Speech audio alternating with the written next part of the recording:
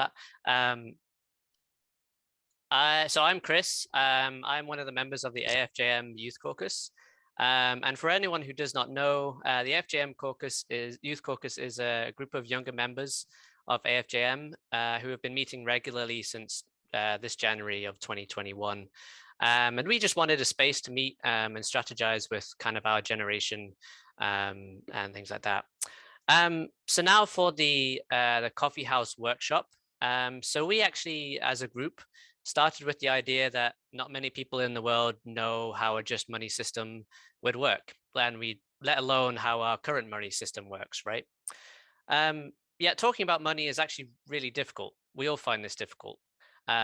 So we wanted to put together a workshop to help us all become better at talking about just money with our friends and family and just random strangers, etc. So I wanted to introduce you to the other members of the AFJM Youth Caucus who will be facilitating this workshop with me. So if they could give us a wave. So Ryan's here, and Sam, and Fernanda, and lastly, Steve. And then also want to just quickly introduce Bo Young, who's our tech help and support. Thank you. Sweet.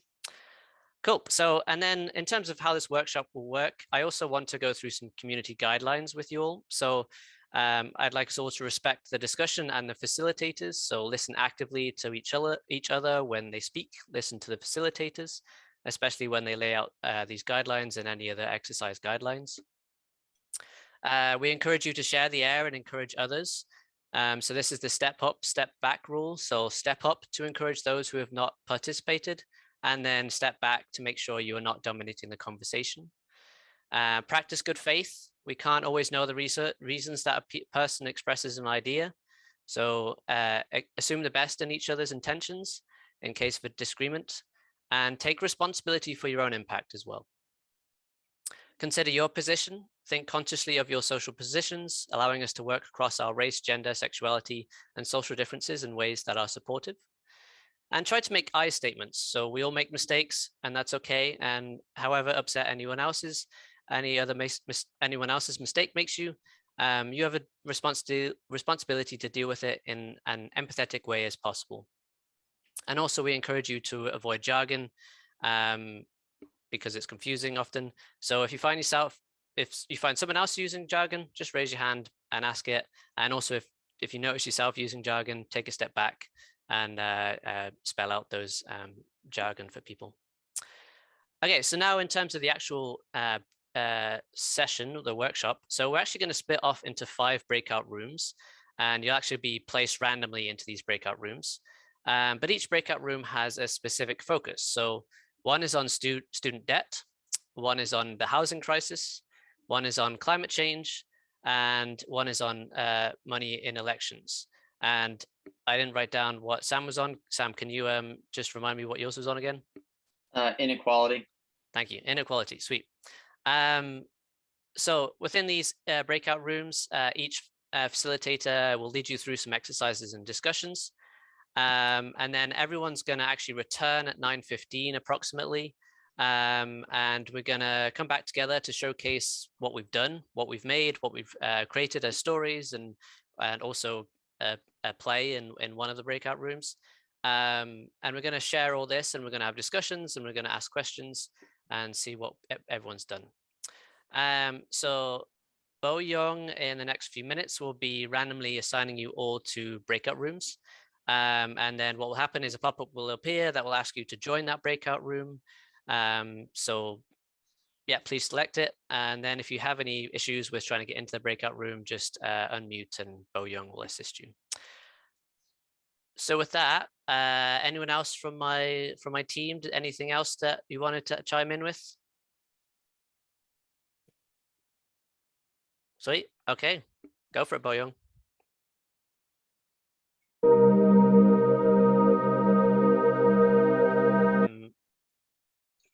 Let's do a round of names. I think, well, we've already started it, I guess.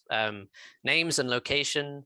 And if you feel comfortable, share your pronouns. And also it'd be really interesting to hear what other organizations you're involved with that you're really passionate about.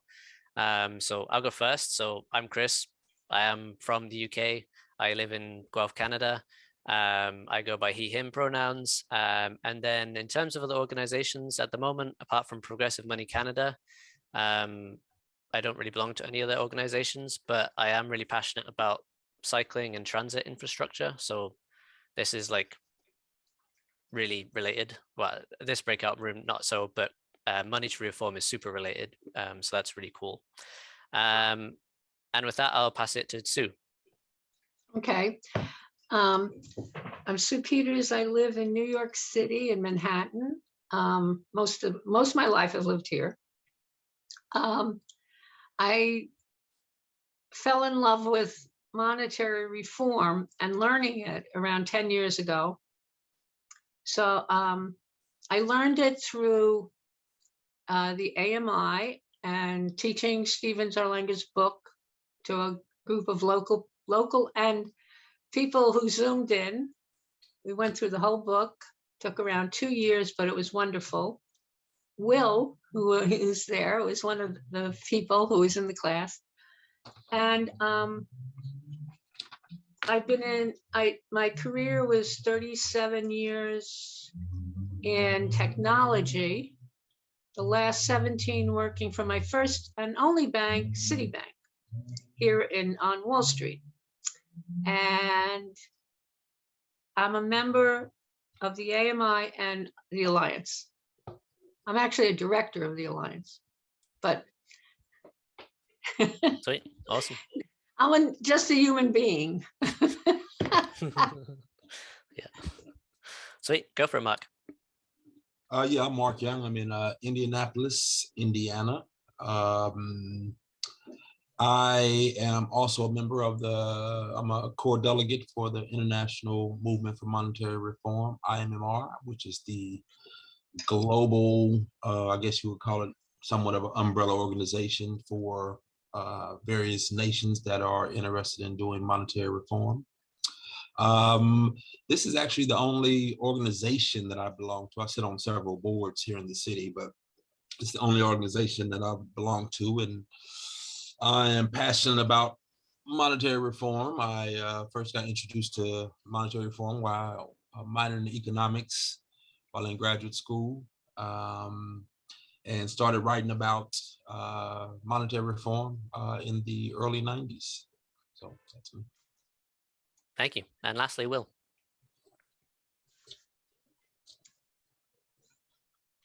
You're muted, Will.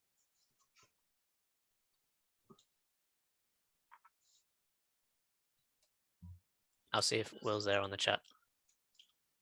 I can call him. I have his number.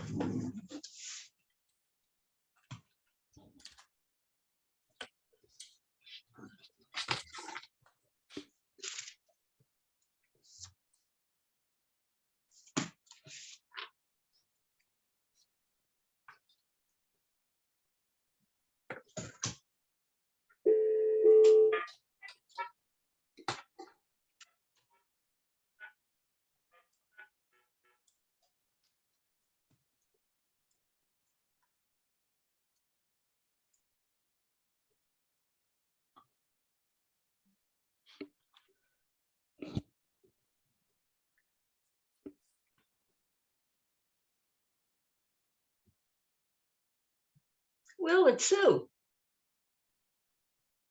We were looking for you on the Zoom call. Hello? Can you unmute yourself and let us see you? Okay, bye. I'm not sure if that was his message machine or him. I think it was his message machine. Okay, So I don't but know. we'll just see what happens if he comes back. That's not a problem. We can reintroduce ourselves and, well, not ourselves, but him and what we're doing. Sweet. So cool. So essentially what we're going to be doing for this workshop, this little workshop, is using one technique that that's used a lot in storytelling and science writing. That's where I found out about it.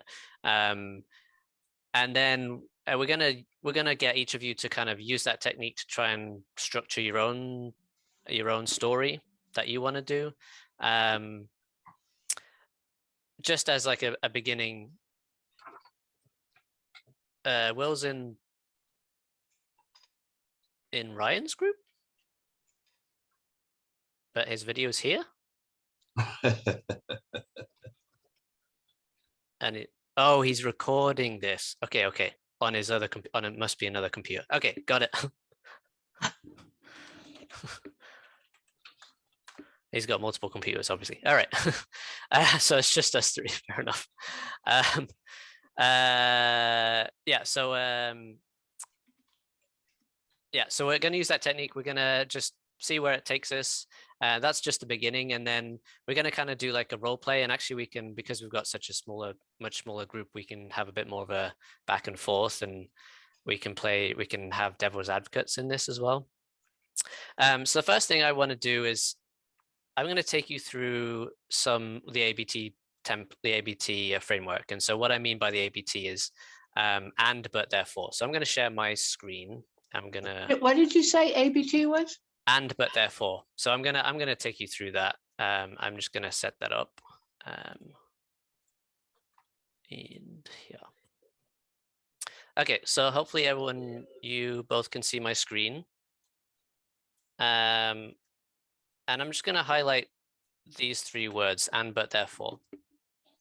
So what this technique is what people really say is this is kind of the DNA of all stories. No, maybe not all stories, but a lot of stories. So what happens in a story is we start in this ordinary world. If you were to read a book or watch a TV series or watch a movie, you start introducing the characters. You start introducing where those characters are from, what their interests are, things like that. And then you start to introduce what's at stake. So you have like some kind of problem that starts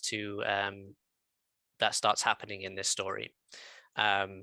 You can go into your own favorite stories, and you'll always generally find some kind of problem, some kind of challenge that that the characters, the people in the story, have to overcome. And then you get into that. There's usually different adventures on that problem. There's usually things that block the characters from getting through those problems. Sometimes there's enemies, sometimes there's just lots of different things that in the story where it's challenging for the characters in the story. But usually what happens is the characters get through that problem or challenge, and they find out new information about themselves, or they often collect new items, they get rewards, all sorts of different things. And so that's kind of the arc of most stories, in at least a very simplified way of thinking about it. And so that's what this and, but, and therefore is all about. So the and is about introducing the ordinary world. So where are those characters from, and what the interests are. The but is now the problem. So what is the problem that those characters have to overcome? And then the therefore is the resolution. So they all come back with some kind of reward and things like that. And so in this exercise, we're going to start trying to apply that to how we talk about monetary reform as just a starting point. And so these are two templates that I have up, and I'm going to also show you the one that I've essentially written. So I'm going to copy and paste this, and you can check it out. I'm just going to bold a couple things. Okay, so we're in the breakout room about student debt. So I've written this kind of this and but therefore for it actually isn't about myself. So I'm in Canada, so I don't have nearly the same amount of student debt problems as the US does. But so what I actually did for this and but therefore is to take some numbers from online, and essentially I based it on something that I read about Alexandra Ocasio-Cortez.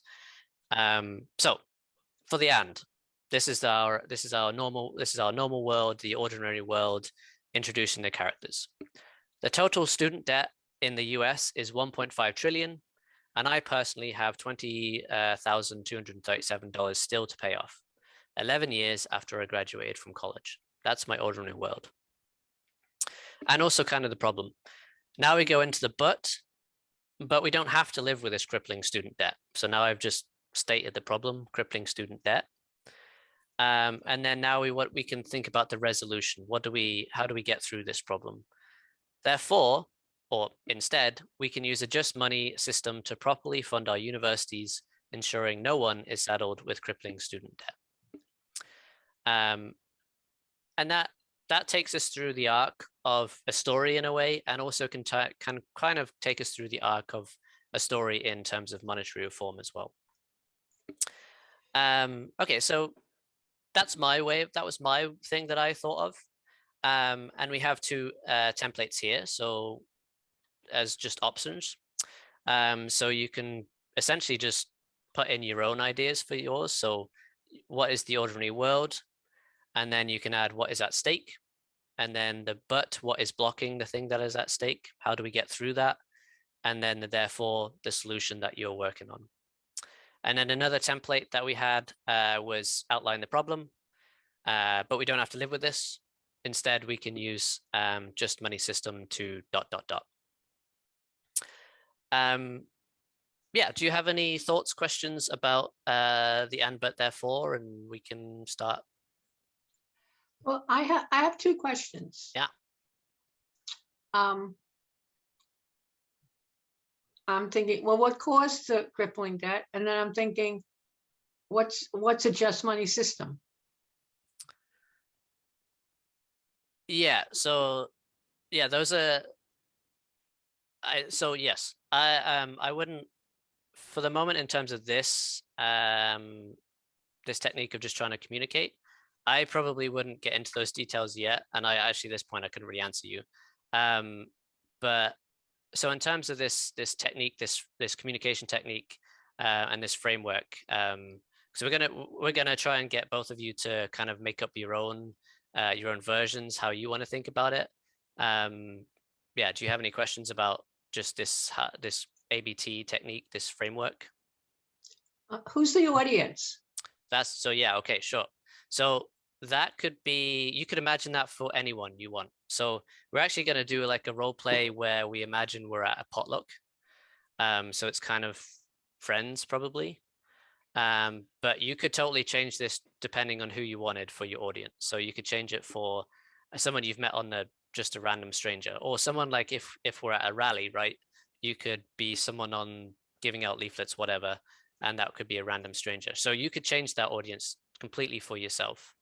And you could still use this framework and just change out words, change out ways of doing it, depending on the audience. So you might say something different for your family than for a random stranger, things like that. But yeah, that's always important to think about the audience. Nope, makes sense to me. Sweet. So I'm gonna give you I'm gonna set a timer and be, well, we'll go with 5 minutes first, and then I'll check in, and then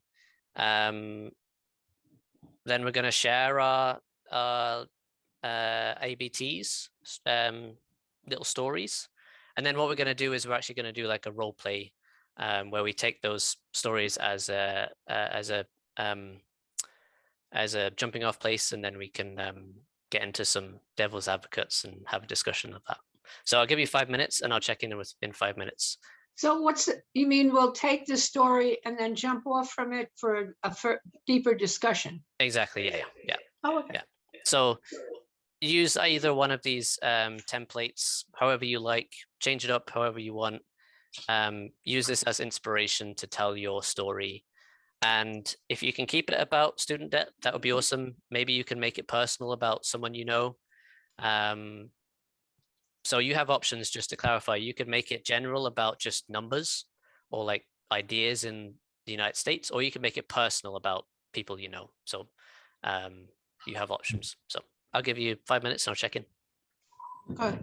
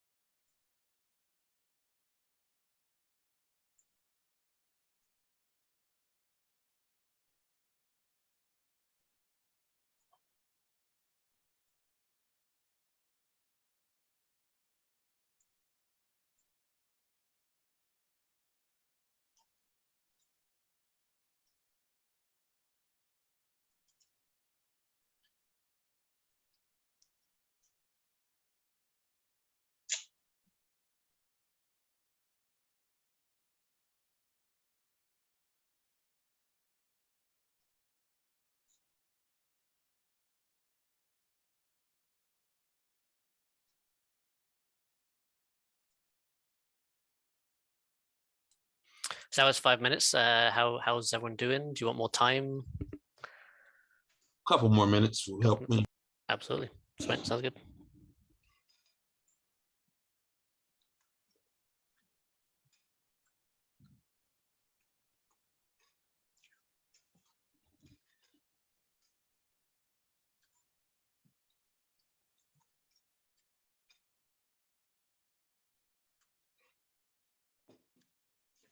Yes, I'll be right back.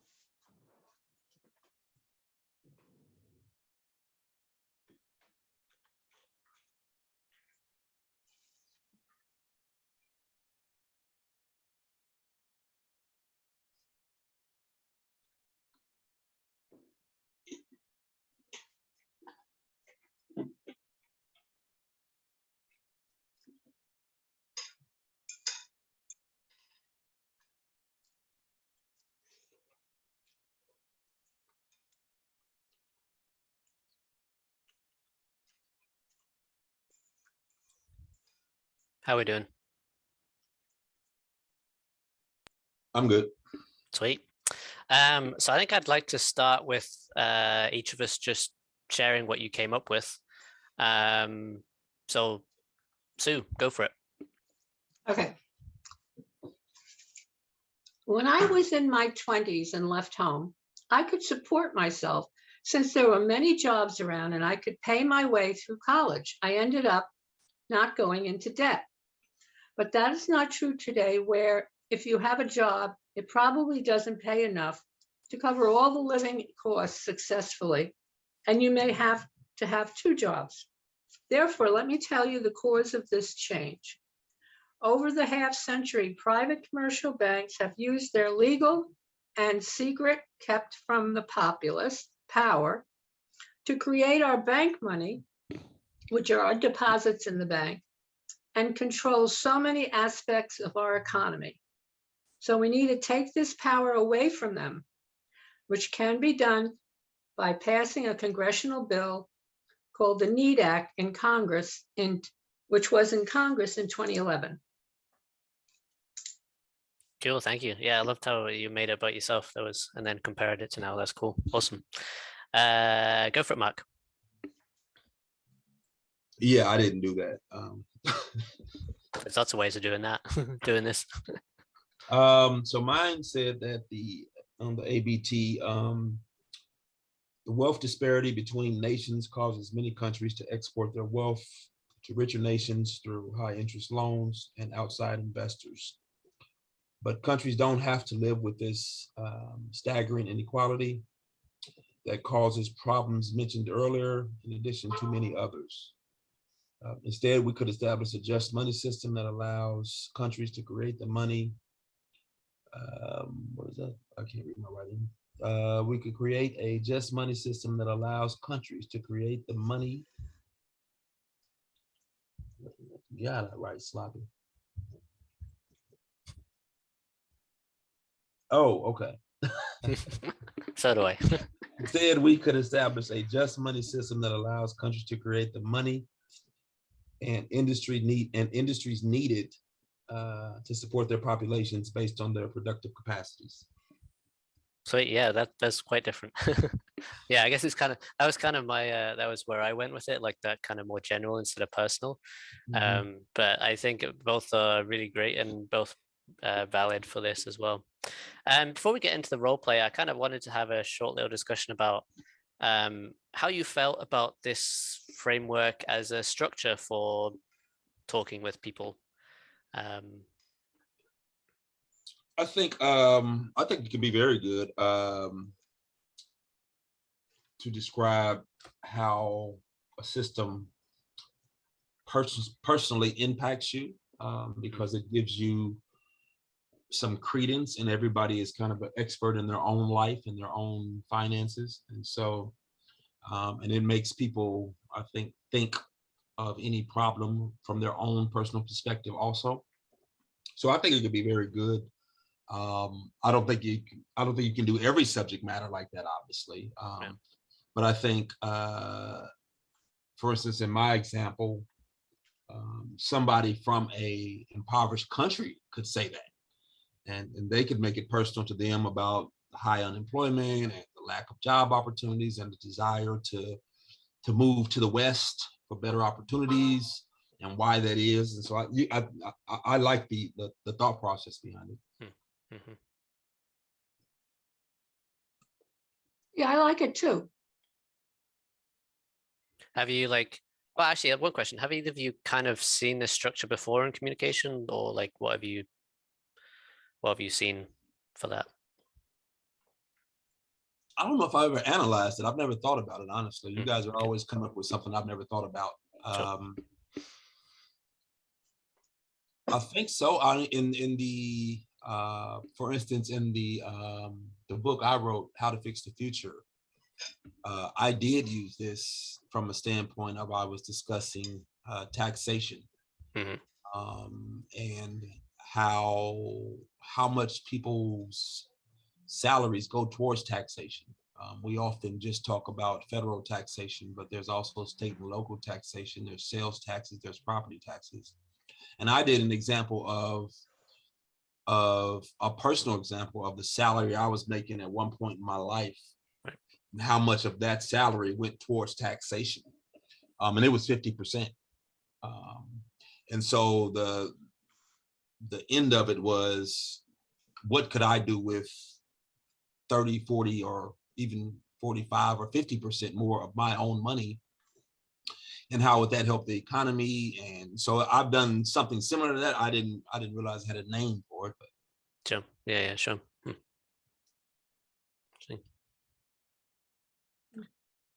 So have you seen this structure before, this framework, this thinking? Oh, asking me? Yeah. No, but I think that way because I try to tell people how things have changed because of the money system. Right.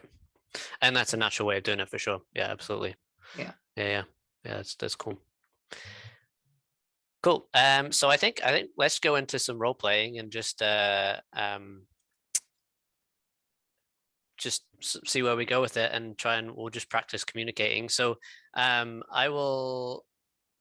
going to do is I'm going to set a timer for each of us, 3 minutes. I'll do it too. And you can kind of improvise. We'll imagine that we are at a potluck, because I like this scenario, and we are sitting down for dinner, and someone you've met before but not a really close friend asks you, so what are you passionate about? And you start talking about money. And so you can do it. You can use this ABT framework if you want. You don't have to. You can go a bit more. You can improvise a bit more. You can make it about student debt. You can make it about other things. I think so. First, we'll do 3 minutes each, and I'll have a timer, and then we can start getting into some devil's advocacy and have a bit of fun with that. So, does anyone want to volunteer to do their first spiel, 3-minute spiel? It's just one person talking for 3 minutes to another person? Yeah, so one person, 3 minutes. We don't have to do a full 3 minutes. We'll see how it goes, but I'll set a timer of 3 minutes. And then we'll change it up. Someone else will do 3 minutes. And then lastly, we'll have a bit more of a back and forth, probably. So it's 3 minutes and you're not really asking questions of the other person or having a dialogue? Not yet, no. So you can go into some details if you want. You can talk about your story, how you got into it. Basically, it's your story and it's your time. And then we can start to get into some dialogue for sure. Okay.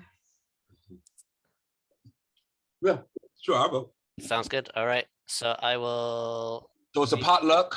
I have to get into character, right? Get in character, yeah.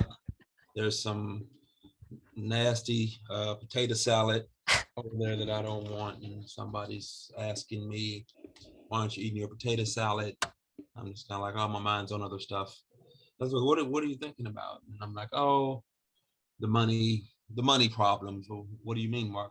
Well, when I was in graduate school, studying economics, as a youngster, 21, 22 years old, I was in a macroeconomics class, and I remember we had an assignment, and at this point in time, the professor was talking about how the Federal Reserve works and what they use to kind of control the economy and help out inflation and things like that.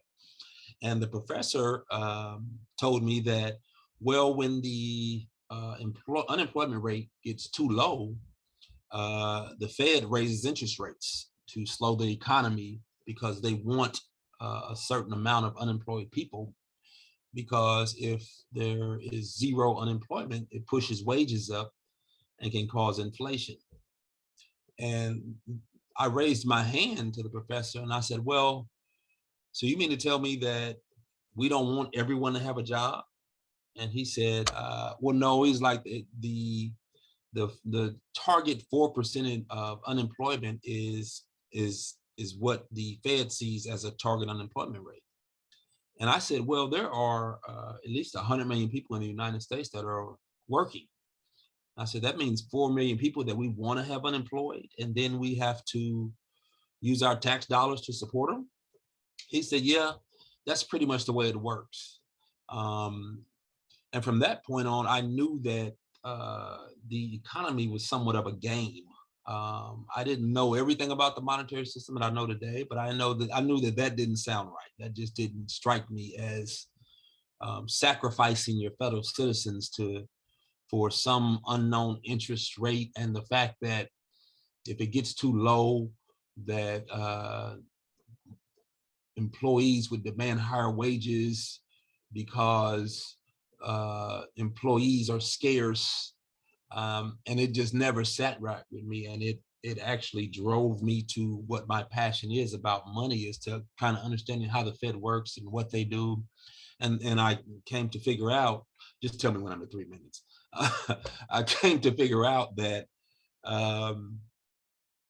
that money is fiat. Because at this point in time, and this is in the 90s, early 90s, I just assumed everything was still on a gold standard. I assumed that banks loaned money that was from funds that were deposited with them. I didn't know about the reserve requirements. I didn't know about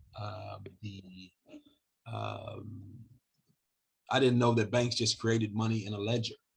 So that's and 3 minutes. Okay, good. You can finish your thought if you want. Oh no, I'm fine. That I was just rambling. Improvising, sure. Yeah, I actually kind of noticed that the ABT framework was there too, because you started out with where you were back in college, university, and then I realized this, and there's a problem, and then this led me to this and that. So that's kind of, it was already there implicit in your story, which I enjoyed. Yeah, Mark, that was great. I enjoyed that. Thank you. Really thinking about, what's wrong with everybody having a job and making enough money to live. Yeah. Yeah. Cool them out. Sue, do you want to go? Yeah. Sounds good. You start whenever. Okay. So my career was in technology on Wall Street, because I live in New York City, and that's where the jobs were, in technology. And in the year 2000, I got the opportunity, first ever for me, to work for a bank, which I knew nothing about. I had worked for stockbrokers mostly. So I started working for the bank, learning different things. And somewhere along the line, like 7 or 8 years later, I was home at night, and I was tired. I said, well, I'll put on a video, a documentary, and I'll learn something.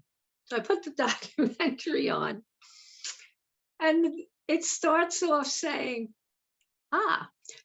the US Treasury prints up some things called Treasury bonds and takes them to the bank. And the bank prints up some things called money. They call the Federal Reserve notes, and gives it to the Treasury. And I said, wait a minute, what's going on? The bank is creating the money? I don't understand that. So that started me, because I was always someone who wanted to know what was going on in these corporations, whatever corporation I was working for. And I remembered that night that I had been given this project by the head accountant of our system just recently.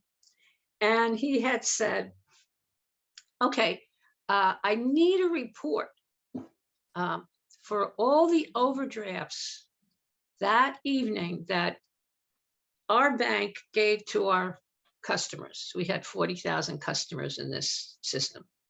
And he said, I need because I come in at 4:30 every morning from Long Island, and I'm responsible as the head accountant to make sure everything's in order. And this is very important. I need to know it. So I said, okay. And I had asked him, after I looked at the specs, I said, Tony, I said, you're asking me when I get an overdraft for a customer that evening that I should add to this account and add to that account. He said, yes. I said, yes, but we move money around the bank. We debit that account and we credit that account. And he said, don't worry about it, just do it. So when I found this concept out from this documentary, I thought to myself, my goodness. And I ran into the bank. I almost ran into the bank the next morning to look at it. And sure enough, because when the bank gives an overdraft to a customer, they are creating the money. They're adding to the asset account and adding to their liability account. So that's 3 minutes, but finish your thought. Okay. So that started me on the road of just what is this money, and why are banks making it? Okay. Sweet, cool, awesome. I love that story. Going back into how you got into it, that's awesome. Well, I guess it's my time, and then we can start discussing what we thought about each other's and what we can how we can how we can communicate. All right, so I'll set my own timer. All right, so I'm in a Pollock and someone says, oh gosh, I've got so much student debt 'cause I'm still a student. I've got so much student debt. I'm finding it really hard. I'm like, yeah, I know it is really hard. I totally get how you're feeling. But did you know that maybe we don't need to have student debt? There could be other options. And they're like, whoa, no, that couldn't happen. So I reply, well, actually, if we just change the money system, maybe we could have no student debt and you could just go to university and get your education and move on, get a job. No, I don't think that would work. How would the money system work? How would the money system work? Well, so I'll reply with, well, let's start with how the money system at the moment works. And then we can start talking about how we can change the money system. So the money system works by banks essentially creating money. And what they do is whenever they create a loan, they are actually creating money. And you can kind of think about it as creating money out of thin air, or you can think about it as banks essentially just typing into numbers into their computers, and they've created money through this loans process. And so this is really where most of the money is anyway, not all the money. What? No, this is their reply. No, banks don't create money. It's based on gold. Well, actually, yeah, sure. Maybe it was the dollars used to be backed by gold, and valued by gold, but not anymore. It's all based on fiat currencies from that we trust, how we trust each other, and it's a social relationship. But so I'm just going to go back to that concept. Money is a social relationship, and so between people and between the laws and between governments and banks, and so because it's a social relationship, we can actually change it to whatever we like. It is completely dependent on humans. It's not, there aren't any natural laws, and so we can actually change it to how we need. So potentially one option is for governments to create most, if not all, of the money, and they circulate that money themselves to how the democracies, where how people choose where that money goes. And so one of the choices that could be made is we could properly fund our universities, so that people don't go into student debt from just trying to get an education. And then they'll ask, but what about inflation? And I don't trust governments. We'll do that in a second. But that would be maybe how they would end it. And that's my 3 minutes. Yeah, so that was, I like to try and put in a bit of a back and forth, improvised back and forth to myself. But yeah, so that was mine. So yeah, I guess I wanted to just start with, like, what did we think about each other's? What did people pick up on? Because there were definitely some differences and some similarities, and I just yeah, interested what people thought.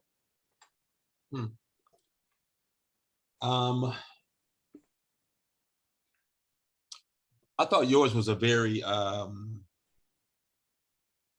real life scenario, as compared to mine, which is much more, I don't want to say hypothetical, but much more academic, which often causes people's eyes to glaze over. I mean, people don't know the difference between microeconomics and macroeconomics already. So when I say macroeconomics, they're like, I just heard of economics. I didn't realize there was a macro and a micro. So I thought yours was much more. It would be much more easy to engage with the person based on your conversation than it would be with mine. Mine would just be somebody listening and then said, okay, Mark, well, I'm going to go get me some more potato salad. You have a good night. And so I thought Sue's was more personal too, because people, she mentioned banks that people have heard of. Pretty much everybody knows that New York is the financial center of the world, definitely the United States, but the world. I thought she got into some accounting stuff that when you start talking about ledgers, a lot of people don't know accounting. So I think she fell into kind of the same trap I did, a little bit of probably talking over some people's heads. So those are my general thoughts. But that also, just to finish with your thought, this also depends on the audience as well, which is what Sue was asking. So you could get away with that language depending on the person, but yeah, I was definitely, my audience was some random person my age who I was, that's what I was thinking of for sure. Yeah. Also, Mark, the concept you had of, well, we have this Federal Reserve System that imposes unemployment. Just that concept could be a whole discussion with someone at the potluck. Yeah, that is actually mind-boggling. It drew my attention. I don't usually talk about that. Yeah, but you're interested in the Federal Reserve and what they do. Most people have no idea and don't care. That's the problem, but it is what it is. No, but you introduced the concept that the Federal Reserve is imposing unemployment. Okay, I'll take a compliment. I'm not. So I actually agree with Sue. Like, it is a really interesting thing to try and that might spot people, because like I know about this, but I was still kind of shocked by it. Like, I know that the Federal Reserve has a target and they try and change it around. But it's still kind of, when you put it in that framework of, well, there's 100 million people who have jobs, so 4 million people don't have jobs because we're trying to impose that, we're trying to achieve that. That is mind-boggling. So I agree with Sue. I think that is, like, sure, for us it's kind of a we're into that idea, but in a way that's still kind of intriguing and mind-boggling, but a different way than just saying that banks create loans. Yeah. Sue, any other thoughts? I always have trouble myself personally with the concept of inflation, deflation, and how to talk about that. You tend to stay away from that. Yeah. I haven't. There can be different factors causing that. It gets complicated. Yeah. It's not nearly as simple as people make it out to be. Yeah. And I mean, even some in our own circle at the Alliance, that we oversimplify the causes of inflation, and that we don't distinguish necessarily between asset inflation and general inflation, and what the push-pull is of inflation, and that, the main causes are supply-demand issues. And when I had done a Coffeehouse some time ago, talking about the ties to the money supply and inflation, and you could not find any ties. Now, you could not to general inflation. So if I look at the aggregate inflation over the whole country, it might say, okay, we had 4% inflation. And you could see the money supply going up, but yet that inflation rate remained relatively calm between 3 and 5%. But people will say that, oh, well, if you put all this money out here, you're going to cause crazy inflation. Well, the money supply has just increased almost exponentially since we started doing it. But what you will see is asset inflation. So that's when you get the high home prices, or you get too much money in the .com industries and the bubbles, where all these people with extra money are just putting it in those type of industries, and they count that as inflation in general. Well, it's not, and it's a different type of monster. Yeah, I think so. This is why I brought up that, or my fake person was asking, what about inflation? Because I feel, well, I guess it depends on the person, but I feel like it is kind of it's always a common retort of someone saying, well, if you just print money, I'm going to put print money in quotation marks because it's more complicated than that, but that you'll just create inflation. So yeah, I also find that hard to talk about and communicate. Yeah, and I think I think I don't want to necessarily say the Federal Reserve, but I think economic speak and economic academics have made inflation like this huge boogeyman. Mm-hmm. And so it's the go-to whenever it's like Manchin, Representative Manchin here in the US from West Virginia, wherever. His main issue against providing the, I don't know, Build Better program that they're trying to get through Congress now, whatever, is that what about inflation? And so you already see memes on social media saying, well, see, look at all this inflation that Biden is causing. It's like the infrastructure money has not even went out the door, and they haven't even passed the Build Back plan. So that can't be the reason that we're seeing general inflation. And right now, the general inflation you see is actually a supply demand issue because of supply chain issue. This is actually what real inflation looks like. It has nothing to do with the money supply. There's plenty of money. That has nothing to do with it. It's just simply supply chain issues and stuff like that. So I think it now is a good opportunity. I think we don't take the opportunity to kind of delve into inflation enough, because it is one of those things, is so many inputs and outputs of it that it kind of just scares people off. So people just say, oh, that'll cause inflation, instead of really drilling down to what inflation is. I mean, you could look up inflation in the Google inflation, and you wouldn't necessarily agree with what people are saying now causes inflation. Yeah. So I guess so one way of talking about inflation is how Mark was talking about comparing asset and general inflation. And then also, I guess what you followed up with is being like, well, yeah, we have inflation at the moment, but we haven't printed much. Well, we printed money elsewhere, but in the Build Back Better, it hasn't been finished yet. So Sue, how have you encountered this question, and how have you dealt with it? Which question? So how does won't printing money, won't just money increase inflation, cause inflation, or hyperinflation, or whatever you want to say? Sovereign money? Yeah. Oh. Hold on, let me think.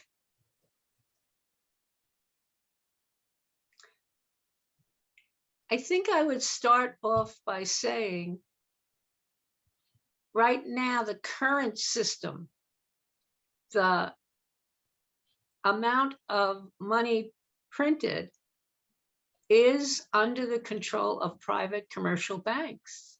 They're controlling it. And they've controlled it really since the beginning of our country. And then I always say this, I say, do you know the 13 British colonies would not allow private banks into them? They all ended up printing their colonial money from their colonial legislatures as sovereign money. And they knew that the power of these private banks to create the money we all use and need is a private power that gives them control over our country and our economy. So we need to have the power in our government, which needs to be democratically controlled by us, the power for us to decide which money is going, how much money will be created, and what it will be used for. And that has been worked out in already in a bill called the NEED Act, how that's going to work in Congress under the control of our congressmen with the help of a monetary authority who will monitor the amount of money out there so that it's not inflationary or deflationary. Either one causes pain to all of us. Yeah, cool. If I was playing devil's advocate, I would say, so when you say we, you mean the government. And so if I'm we would have to make a big jump to assume that politicians are going to change. And so if the monetary authority is part of the government, then the government controls the monetary authority. And therefore, they could decide that money goes into certain avenues that benefit certain patrons of theirs. So when I've been posed with that question, my take is a little bit different.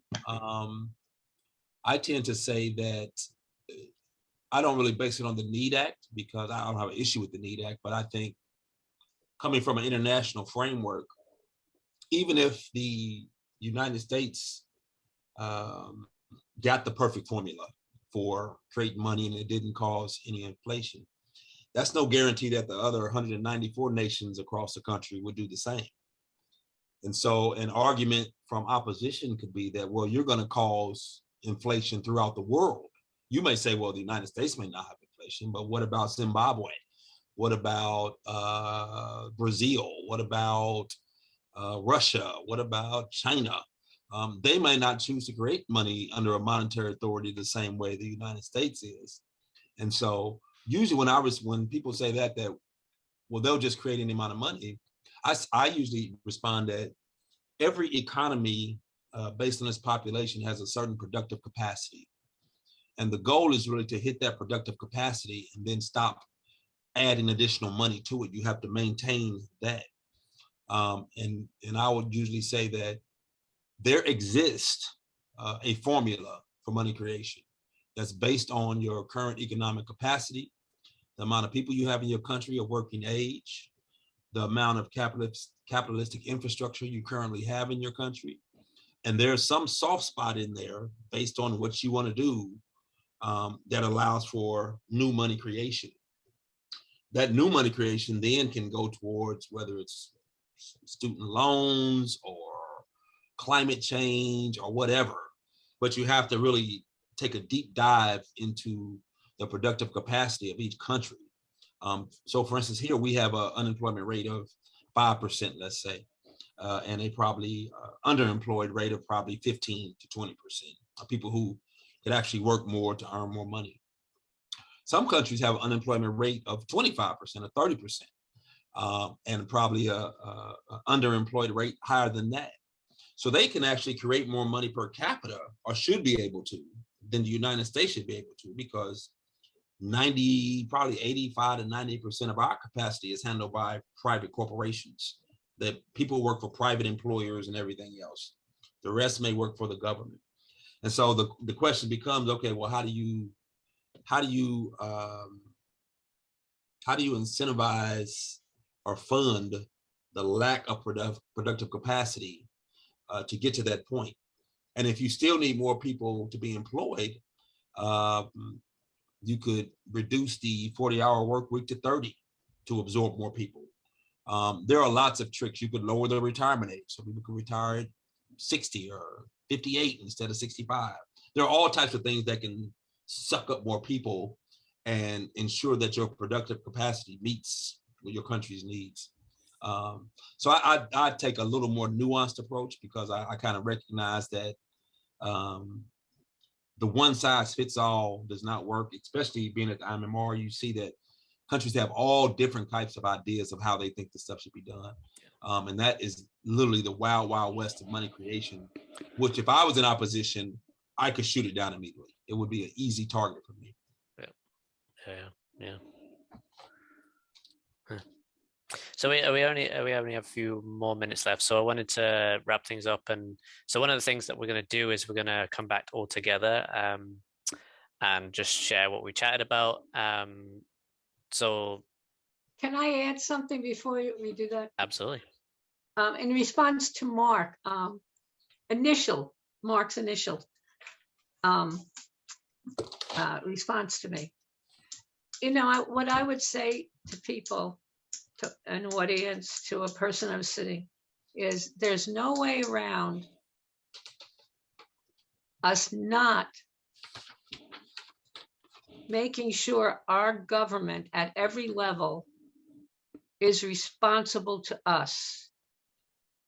There's no way around it, because right now, the government that's in place in the national government of this country is not democratic and is allowing the banks and Wall Street to run our lives. So there's no way around it. We have to get our freedoms back, at whatever level, local, county, state, federal. It takes everybody to do that. Yeah, I kind of like that idea of it reminds me of the Brexit slogan of "Take back control," but yeah, it's something that we don't necessarily think about. I guess that's still kind of a concept that most people wouldn't even understand, that where that power lies, although that is really money in the sense money is power, because it's a social relationship. But yeah, for sure. That's an interesting way of thinking about it, for sure. Cool. So yeah, we only have about 4 minutes. So I think so we're gonna come back together and we're gonna have a discussion. We're gonna share what we've discussed, what we've come up with. So I want to put it out there. What would you like to like? Is there one of you who would like to be the spokesperson, or I can do it? And is there any like different points that you want to be shared to everyone else? This is the Youth Caucus, so I think people under 40 should do it. Sure. I guess that would be me. And let people know 2 things from me. One is to keep it simple so that the other person can be allowed to think and ask questions. And number 2, to bring in the history so that they feel grounded.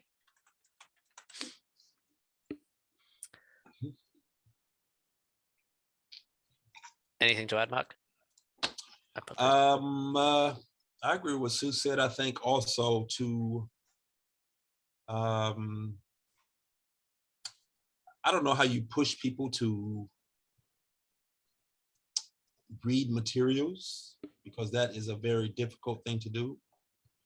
But I would say that encouraging others to ask questions and figuring out some way to challenge them that doesn't go too far outside of their normal routines, because people have a hard time getting outside their normal routines, and that's something we probably need to just figure out.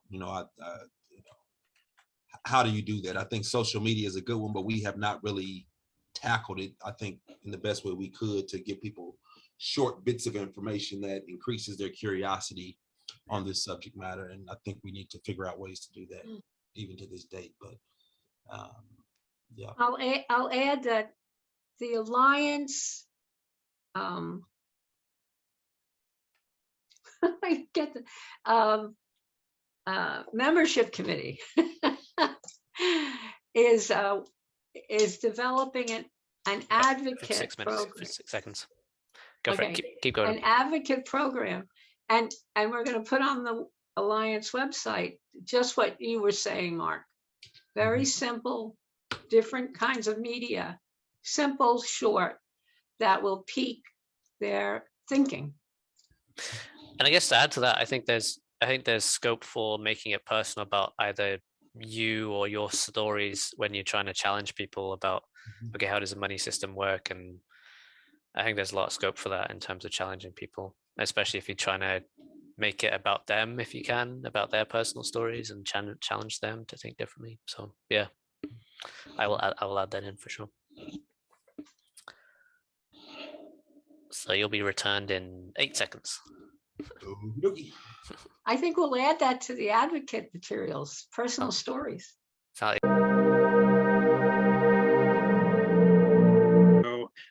Could say name, location, like any other organizations that you're passionate about. So I suppose I could go first.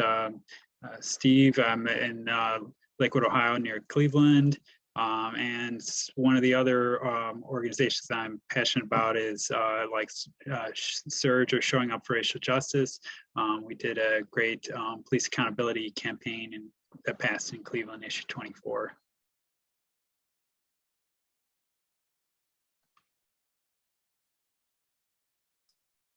I'm Virginia Hammond. I'm at the confluence of a gathering place where more than 400 Native American tribes gathered in earlier times. So I can't just name one. And right now I'm focused on the League of Women Voters, who really do an astounding job covering all kinds of issues. We just looked at the police accountability and pesticides, homelessness.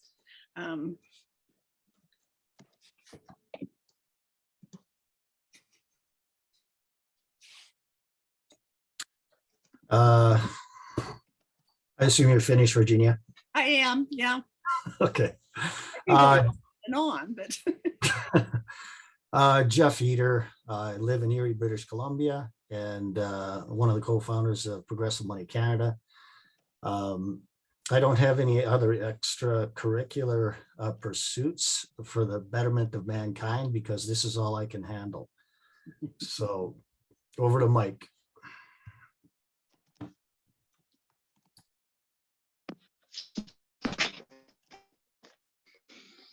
Hey everybody, good to see you again.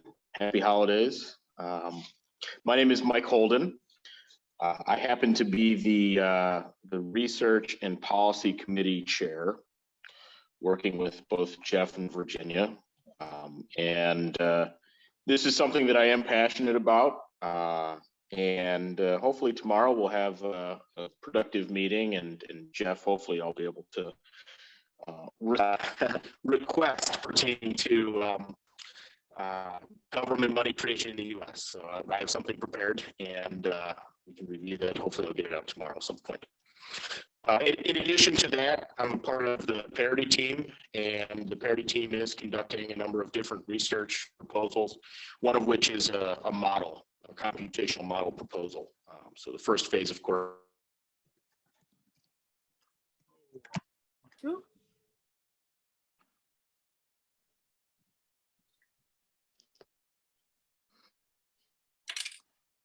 I just got. So I had. not yet. I'll just. I sent Mike a message Can you saying hear his us? audio is bad. He can hear you a little bit now.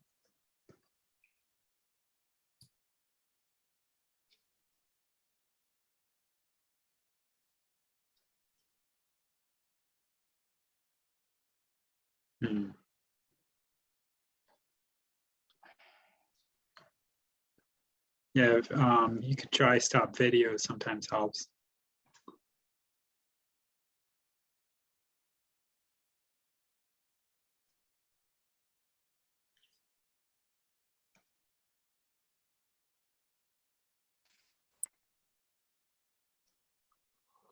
All right, well, I don't know if you were done, Mike, but I suppose we could go on with so yeah, the point of the breakout room is basically just to help simplify monetary reform message, so we can include it in everyday conversations. I know, and feel free, Mike, if you had anything else to say, you can just chime in as you want, or even throw it in the chat. It's fine too. Can you hear me now? Yes, much better. I don't know. I have a bad connection at the moment, so I went off video. But I'm not quite sure what you heard. In addition to the RPC, I'm also a member of the Parity Research Team, and we are initiating a number of different research initiatives, one of which is a computational model, where the first phase is we're going to try to define the elements of the model and how to go about doing the modeling in accordance with both monetary reform parameters and the power economy thinking as well. So that's it for me. I apologize for the connection issue. Yeah, thank you. Thanks, Mike.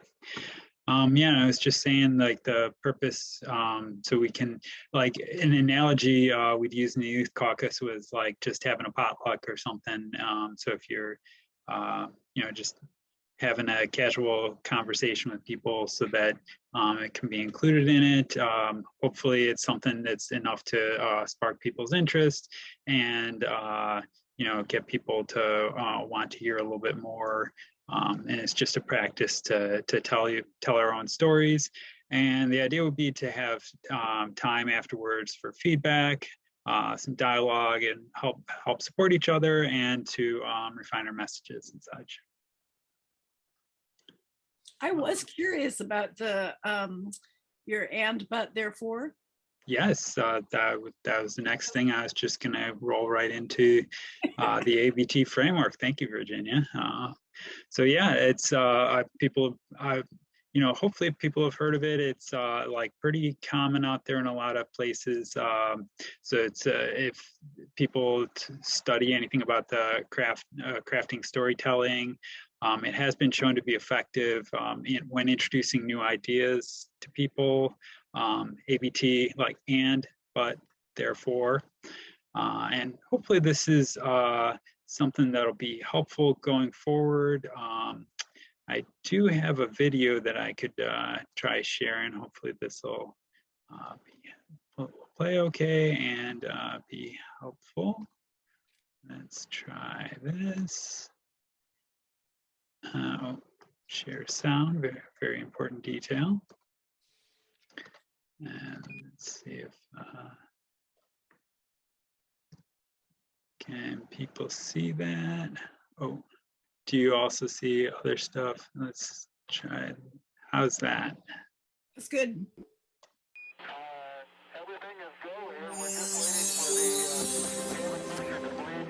And I backed up the server and I reset the thrusters and I'm thinking of recording a video and Houston, are you there?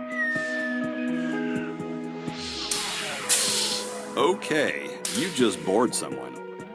But it doesn't have to happen. There's this age-old thing called story. It has a structure we're programmed to understand. You may have heard this from all the recent books and people talking about the power of story, and yet you may still be wondering, how? Here's your answer. The ABT. It's the universal narrative template. And, but, and therefore. It goes back to the Greeks, to Hegel the philosopher, and all the way up to the creators of South Park. Every good story fits this template. Setup, twist, punchline. That's what comics call it. Situation, conflict, resolution. That's what MBAs call it. And guess who's used it? Abe Lincoln with the Gettysburg Address. And Watson and Crick when they reported the structure of DNA. Your favorite movies fall into the ABT. I could tell you the story of a little girl on a farm in Kansas and her life is boring, but then one day a tornado takes her to the land of Oz. Therefore, she must find her way home. Or a doctor could tell you your pulse is fine and your blood pressure is normal, but she can hear a wheeze in your lungs. Therefore, she's going to order some tests. You've heard of the elevator pitch, telling your whole story in a short elevator ride. The ABT is the narrative structure that guarantees what you say is both concise and compelling. Well, I'm annoyed that guy fell asleep, and I have to call him back, but the ABT might help. Therefore, I'm gonna give it a shot. It's the ABT, the DNA of story. You can read more about it in my new book, Houston, We Have a Narrative, published by University of Chicago Press.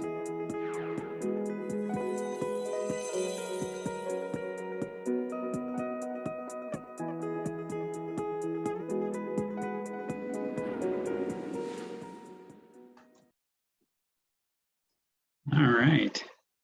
What did people think? Jeff? Yeah, I'm sorry. finding that is, and I always have sort of intuitively known that is the best way to communicate. And with and, but, and therefore, there's an emotional component in all stories that each individual can relate to. And I can give you examples of where I've been successful with regard to inequality. I could pass on a metric, but again, I don't want to dominate this conversation. So that's just my first thing is that I like it. And I like the idea that we can grab onto some kind of emotional component that is shared between all people.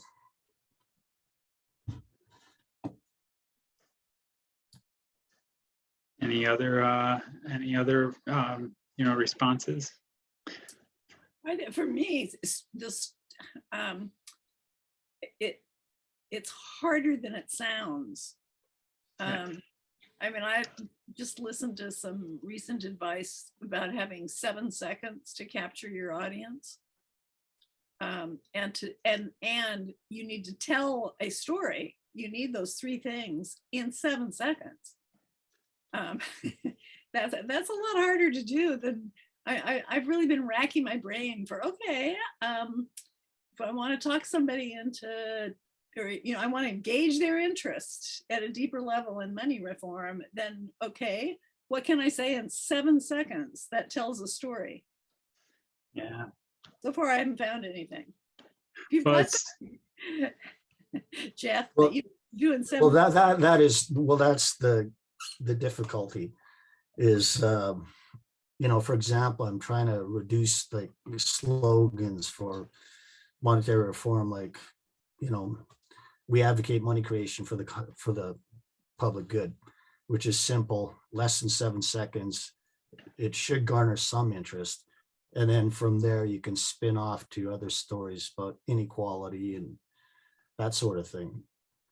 So we are all struggling with that first 7 seconds, how to get people's attention before they start rolling their eyes. Go ahead, Steve. In like what do you call it, TikTok, somebody was saying a video on that. It was like, how do you have them not swipe away, within the first 3 seconds? Oh, we're down to 3. Gotta have the hook. Yeah. Yeah.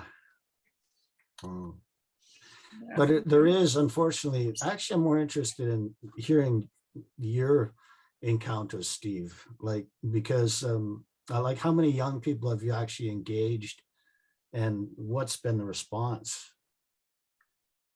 What's been successful? Well, it depends on the what the media and stuff is like. Things work on Instagram that don't work on Facebook. Things work on TikTok that don't work on Instagram. Each one has its own particular stuff. But what's can that? you give me an example though? Say for, do you think that you've had any kind of like a modicum of success with your communications with younger folks?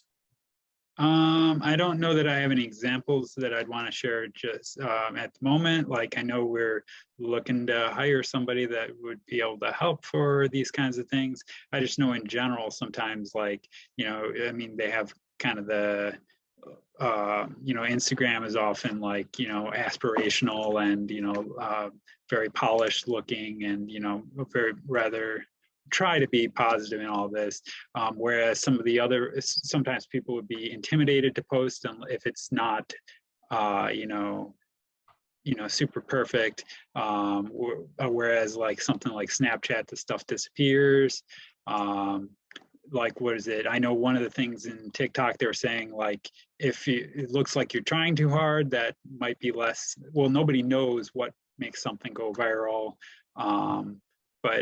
There's some stuff about the looping. If you have it, somebody watch multiple times, that is, some might help it go viral possibly.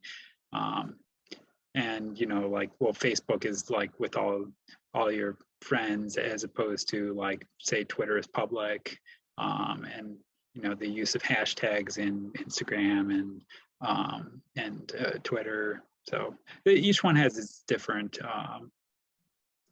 characteristics. But I figured we probably want to dive into like what the activity is. So we do, a round of sharing our monetary reform stories. So try to do like 3 minutes per person.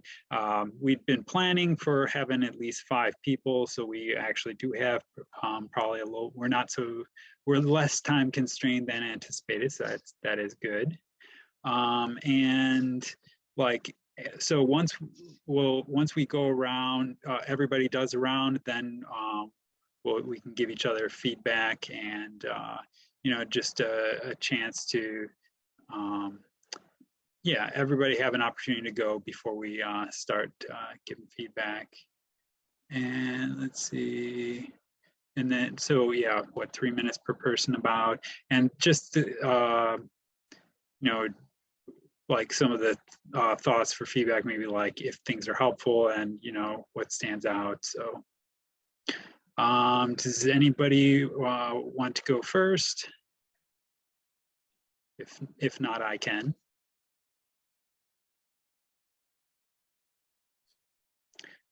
Okay, I will start off then. So,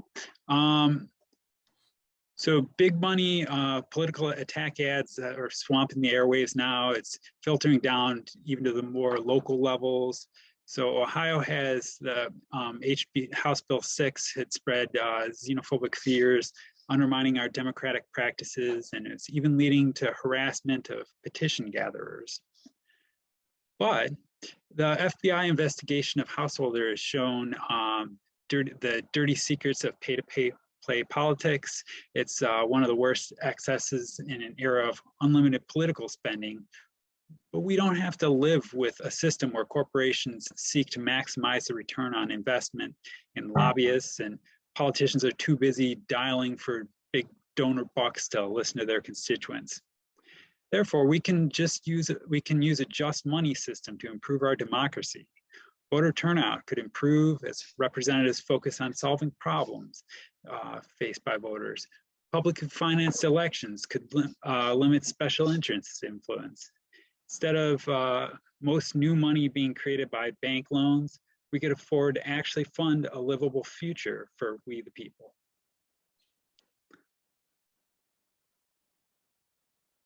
Hey, Steve, so this has to be on money in politics, right? Well, that's the idea, is to have some kind of connection in money in politics. I suppose if your story didn't, then it doesn't have to, but bonus points if it does. Yeah, I'd have to actually think for a second myself if I can actually relate some kind of coherent story about money in politics that can actually engage an audience. So I'm gonna mute and let somebody go before. I'll go. I can muster something up here. So money in politics is a corrosive force, and it destroys the fundamental fabric of democracy.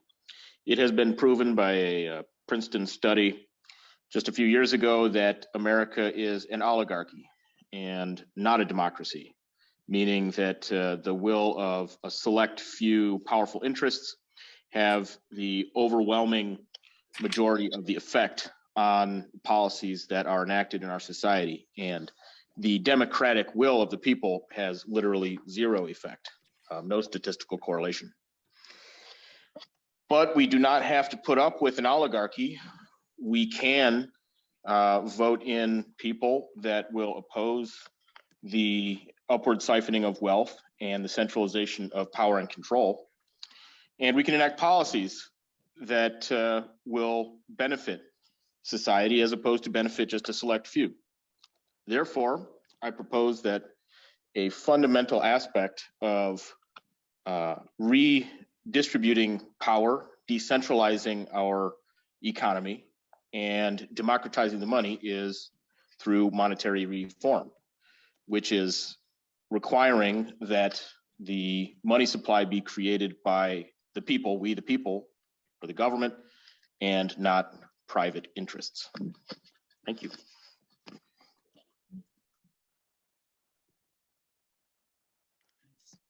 How was my time on that? Oh, I wasn't, I should have been timing that specifically, but I don't think it was more than 3 minutes. So. Did I grab people's attention with the oligarchy thing? I need a minute to think. I can't do this thinking and planning. Okay, I'll step in then for you, Virginia, because I have no idea what I'm going to say here. Yeah, no, that was good, Mike. So yeah, to put a something together like just ad hoc like this is of course difficult, but you know, because the majority of money is created by privately owned commercial banks, and they're at the behest of money political interests, there's a huge problem with that. And I can go into details about that, but that kind of influence that controls like the top 1% is something that we have to break through. And the only way to do that is to empower people. So we have to take that money creation privilege away from privately owned commercial banks and give it to the people, like Mike suggested. And that's what Progressive Money Canada advocates. And I'm well within my 3-minute limit. Yeah, that was under a minute, but you, yeah, definitely got some good points in. I don't give it a shot, but you know, normally this is a supportive space, so take a shot at it. well, you know, they say he who has the gold rules, and research says if you have a lot of money and you're tall, you have a really good chance of winning elections. But today, he who has the power and privilege of creating the money supply has enormous power over our elections, then over our policy making, and the direction of the whole economy. Therefore, we need to stop that. Would you like to know how? Yes, please. That's an and, but, therefore, and. You will. Mm-hmm. Great, yeah, and everybody, like, I think everybody went through and like got you know, the different pieces of it, and it was short and sweet, and like, yeah, definitely, I suppose like it is possible some people, like, you know, have really long you know, explanations of money, but I think we all had a brief one that got people's attentions. Anybody have any you know, any feedback? Some of the yeah, so some of the was hearing each other's story helpful, like why or why not? Yeah, well, what it points out is that really how complex it really is. I mean, all three of us, you know, all four of us know the same information basically, but we touched on slightly different topics. So it's just to craft it, of course, is something that has to be prepared and, you know, tested. So I think that's what I got out of it. All three of us said kind of the same thing from different angles. Well, and certainly if you were at a barbecue or, which is not likely in this weather anyway, but you know, a Zoom party, that's about the only place I go anymore. You would be responding. Someone would say, you know, what do you think about such and such? And you could say, well, and the money system plays a real role in your concern. So you could hook it on to what someone else is interested in, which I think is really important. You could also talk about the revolving door with regard to money and politics. So, you know, everyone here again knows that, you know, basically people go into government and they establish certain laws that are very comfortable for their, you know, their previous employer. And then when they're done with government, they end up being CEOs of the same company. And that goes round and round and round. And that's something that's been documented. And I mean, you can source that from, I don't know, lots of different resources will give you that kind of information that explains how the revolving door works.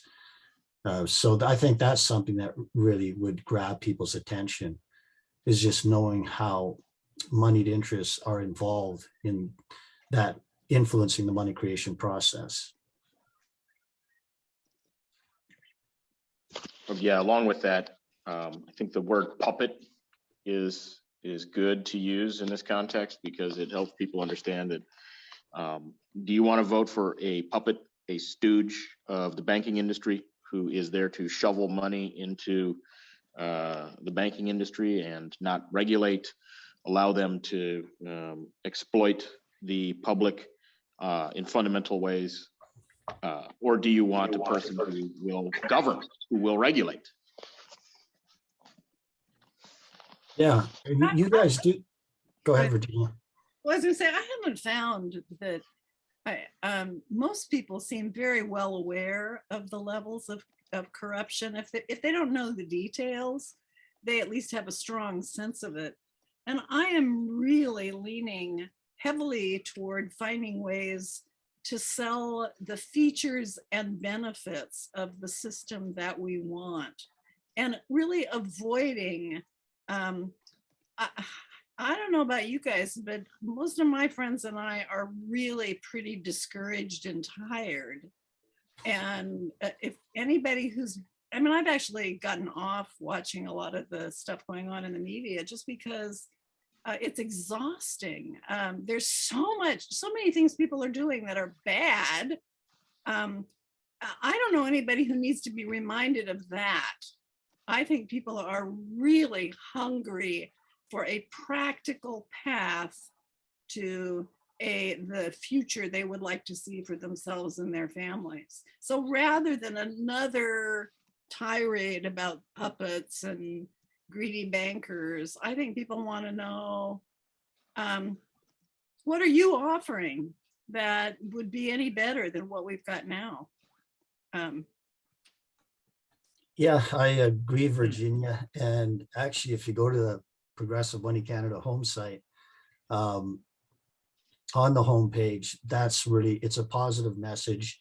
And it's very simple text that explains that we could use this money creation power to fund infrastructure, medicine, all those sorts of things without having to talk about the revolving door. And then there's the 2 videos which actually clearly explains how we could go through the transition process and then the more complete monetary reform. So I do it in the least amount of words possible. But, I haven't been very successful at getting a lot of people interested in it. I even tried gimmicks like I did this commercial for Progressive Money Canada where I swam underneath an ice floe and popped out of the ice. And the whole concept was breaking the ice.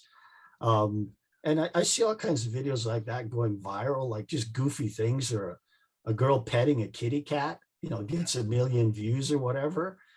But, anytime you bring up money or something, there's like an anti-interest thing in there somewhere. But yeah, I could even share that with you guys if I can find it on the internet again.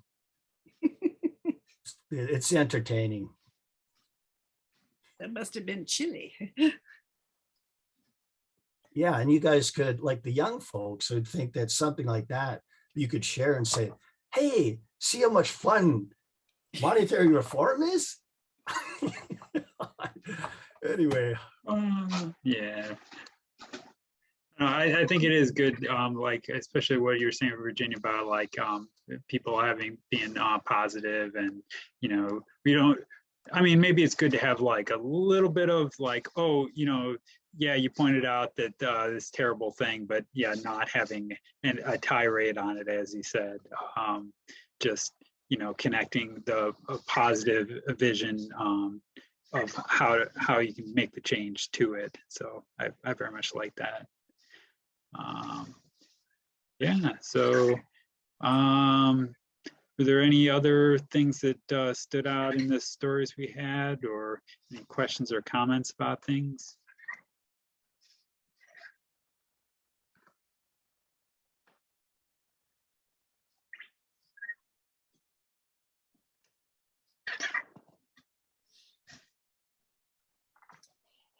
Well, I guess I can add you know, yeah, I can understand the need to be positive, but the reality is we're dealing with, you know, an ideology and a set of terms that has been devised to maintain the private control over the creation of money.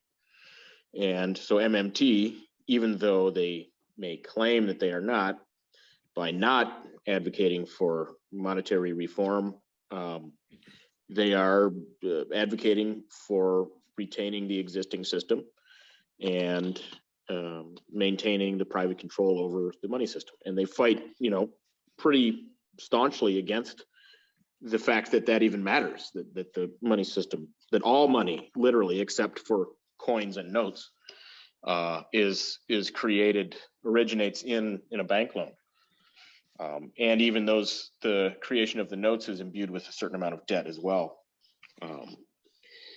So, you know, I think that this is something that we do have to fight against, and we have to make it clear that, you know, there are institutions and organizations that exist that maybe not due to malicious intent, but perhaps due to just a misunderstanding of how the system works, at least for some folks, that they are doing the bidding of the entrenched power structure. So I understand, you know, it's good to be positive about things, but you know, realistically, sometimes you have to say, nope, you're wrong, and I'm not going to put up with, you know, bullshit. Yeah, and I totally agree with Mike. I mean, it's just, there is such a thing as truth. And we know that we're starting from a position of truth. And for us to backpedal and sort of placate people that don't, you know, see the truth is counterproductive in my mind.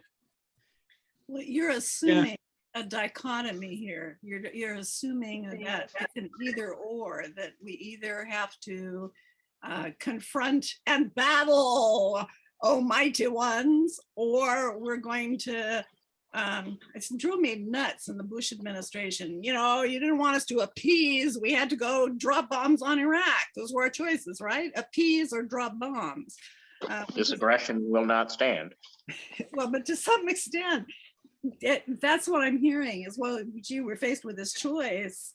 You know, we really have to go drop bombs on the MMT people, because if we don't, then the option is that we're backpedaling and appeasing them. I mean, I really did my best to model in my presentation that you can be highly critical, you can focus on the issues, you can demonstrate where the differences are without resorting to impugning the intent of the people who disagree with you. I totally agree with you, Virginia, and you did a fantastic job in your presentation. Thank you. But I think you have the dynamic reverse. It's the MMT people who are bombing us. Oh, well, I guess it'd be who you're talking to. If you are talking to an MMT partisan, then, well, that may be challenging, and you may have limited amount that you can actually move their conversation. But if you're talking to people who aren't, like, because there's tons of people out there who are not very familiar with the ins and outs of the money system at all. So yeah, that's why I'm actually, there was some of Debbie Hillman, she actually proposed, and I agree too, is to actually just sort of step around MMT and just discuss how it actually works and stay on a positive message.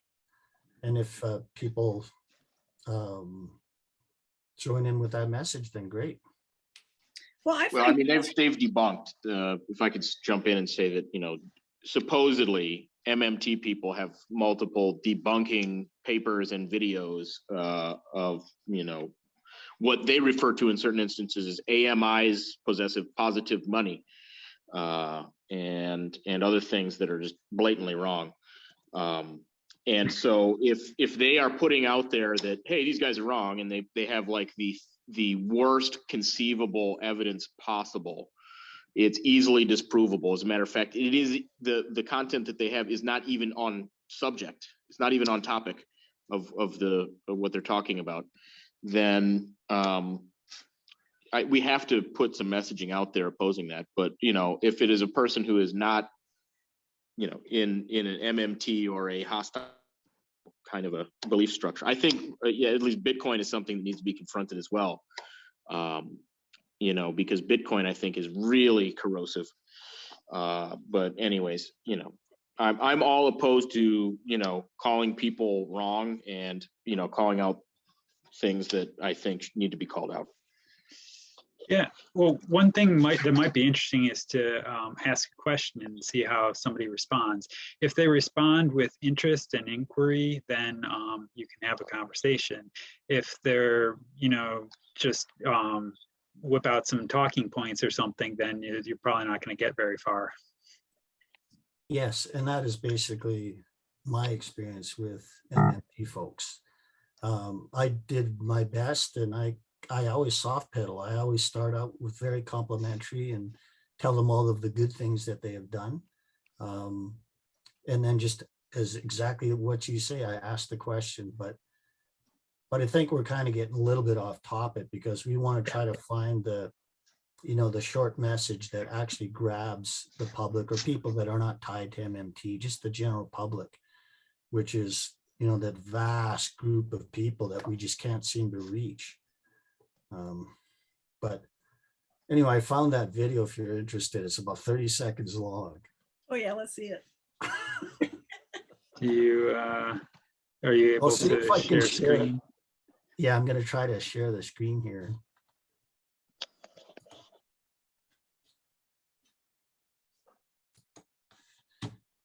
Okay, how do I do this? I don't know whether you can do that within groups. Do you have a share screen button? I must have. Let's see who can share. Share All screen. participants. Okay. Share. Can start. Did I do it? Yep. Yes. Okay, I'll maximize I'll full screen it. Is that full screen?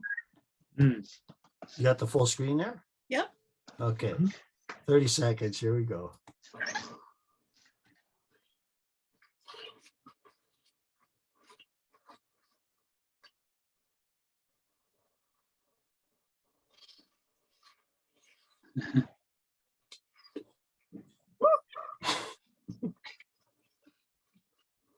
Learning about money creation and our banking system is fun. Go to progressivemoney.ca right now.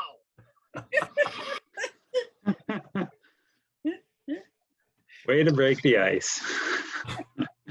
Zarlenga would definitely approve of that.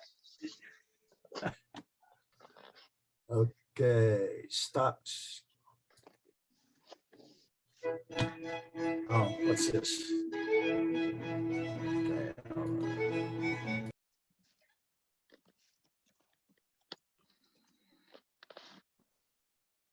Well, I would say cut off a couple of seconds of the beginning, so there's just a little bit before you come out, and then clean up the sound a little bit. It's not, and that's great. Let's try it.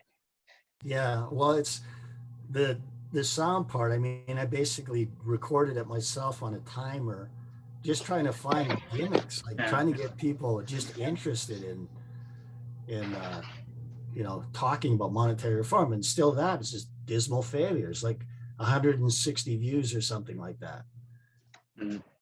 Well, that looks like a kind of a TikTok thing to me. Yeah, well, you see, the young folks could share that and say, look at this crazy guy that lives on the edge of a forest. And I don't know, there is somebody who I think was on TikTok. Yeah, I think so.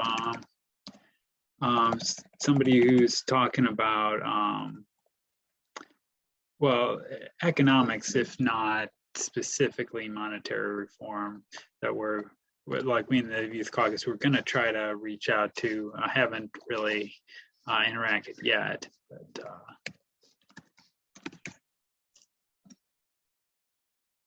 let's see. I think that has potential though, Jeff. I mean, you know, little sexy. Well, sure. Yeah. Yeah. Yeah. Yeah, naked bodies always are an attraction. Okay. Yeah, unfortunately, it's my naked body, but you know, that's the only thing I have. So, But it's already up on the internet, so yeah. Yeah, that's great. But that's kind of applicable though to, like you said, TikTok. And I don't know how TikTok works, but those kind of something that grabs you that's, you know, not really related to monetary reform, but I don't know, something that looks fun or at least has a hook. Yes. We need a, you know, what does the money say? So graphs and spreadsheets. No, I'm referring to what does the fox say? Yeah.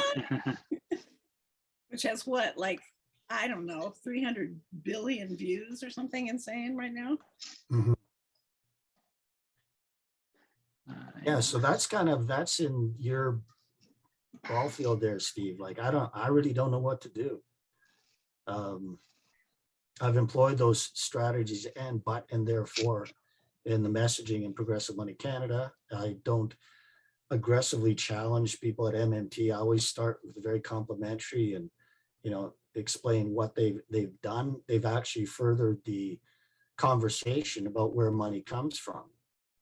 Without them, we wouldn't have, you know, the actual thing being discussed on mainstream media every now and then. So they've got that mainstream platform. And that's what we're kind of doing on Twitter, is kind of piggybacking off that to try to get more exposure.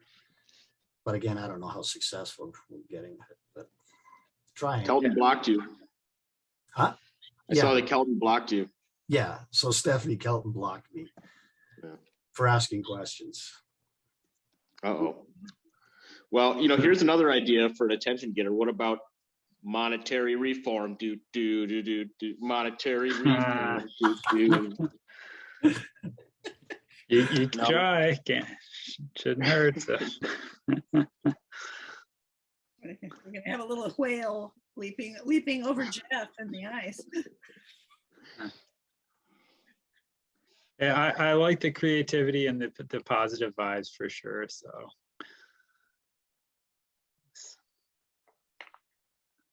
So yeah, when we have our, I'm not sure how much wood we say at 9:15. So we still have like almost 20 minutes. Since we have, like, we were thinking there might be, you know, a couple more people in each of the breakouts, so we might have had it a little longer. What kinds of things would we want to share when we get back to the main group? But I recommend the reinforcing nature of money in politics, that regardless of the industry, when money in politics is allowed to proliferate, you have the reinforcing feedback loop, where you have money being invested in government that goes to enact laws that financially benefit the organizations that spent the money in the first place, and it just keeps going and going. And oftentimes that's at the expense of the public. So of course, that's why finance has been so ingratiated, because they can create money out of nothing. They've been proven to have been doing crime, you know, on the record, admitted fraud with no consequences. So I don't think we should have to put up with that. We should not have an unaccountable, tyrannical oligarchy. We should have a democracy, and the rule of law should prevail. Yeah. There's quotes by that elude me right now, but there are some good quotes from bankers and people that held high positions in government that recognize that if you give the money and credit away to a privately owned commercial banking system, then it doesn't matter who writes the laws. Whoever controls the money controls the shape of the economy. So there are good quotes with regard to that. But again, they've been around for some time, and it has to be something, I don't know, I'm thinking it has to be something more gimmicky. So something that catches the, especially your generation, Steve, like you're so disadvantaged financially just because of when you were born. I do have a metric I can share. I don't know if you guys want, you probably might have heard it before about the gap between the rich and the poor and how it's continuing to increase. And you don't have to know anything about economics or inflation adjusted dollars or anything like that, but it's a simple metric and it is kind of a personal story. So it's something that fits with and, but, and therefore. But I'll wait until somebody else says something, and if everybody wants to hear it, I'll tell it. Sure. Yeah, we got a little time. Mike? Yeah, I'm interested. Go ahead. Okay. So my dad, he bought our house in Surrey, British Columbia in 1966. So it was a big house. It was like, we had like 3 bedrooms on the top floor, had like a big living room, dining room, kitchen nook, and we had like a big downstairs, like we had like a rumpus room. I don't know if you know what that is, Steve, but it's a term that we used to have for where, you could have ping pong tables and all that kind of thing. And then there was another 2 bedrooms downstairs with another bathroom and like a workshop. And Dad bought that house for a little over $14,000. And at the time, he was working as an instrument mechanic for Chevron, and he was making a little over $8,000 per year. So the ratio relative to his annual income was about 1.7 times his annual income. Now I checked out the assessment of that property in 2019, and it was $866,000. And the average income of an instrument mechanic was about $70,000.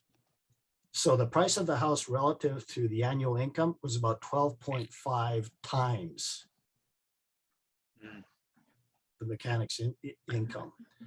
So that tells you, without knowing anything about economics or money, that something is very wrong with our system. I can tell you that same story, but I'm in the house that my father, who was a college professor, making, I know it was no more than $8,000 a year in 1952. I think it was even less than that. College professors tended to get paid about what, not very high on the. Yeah, probably would have been less than 8,000 a year in 52. And they paid about $14,000 for the house that we're in today. Yeah. Well, I have a recent example is I recently purchased a house, and I get these updates from the agent that I bought it from. And with all of the recent market gyrations, the price of my house or the value of it has increased 25%. And that was just since I bought it like a year ago. So things are all upside down the way things are going. And it's because of financialization and speculation. Yeah. But what it illustrates, though, is that over time, and you, Steve, you're just born at the wrong time. Like I didn't do anything special. I just kind of plugged myself into the system, and I was okay with my money. But and I built a house. The reason why I built this house was to save like a couple $100,000, and it was still a stretch to be in a position where I'm now, where I'm debt free and I can go anywhere in the world, do anything I want. But for you to be able to do that is practically impossible. It's weird, like when I'd, coming of age and stuff, like we'd gone from the, the .com crash through, and then there was a bubble, and then the Great Recession, and then the slow recovery from that, and up until the pandemic. So like multiple crashes, and for a good stretch of that, like I was looking at like especially in the Cleveland area, there were not a lot of housing prices going up. I at one point was saying I didn't know anybody who like made money on like had assets appreciating. Clearly that has changed very recently, and certainly if you go back many years before that to a prior generation, yeah, there's a huge change from in the 50s and stuff until then. So, but yeah, I don't know. I mean, you do still have to pay property taxes and all that, but point taken for sure about there are asset bubbles, including real estate, and yeah, it's a big deal. Yeah, I feel for you guys actually. So yeah, what 9:15? Were they just saying 15 more minutes? Was that what the message said? Disappeared before I missed it. I saw a little blue flash go on the top there. Yeah, it's 15 minutes, 15-minute warning.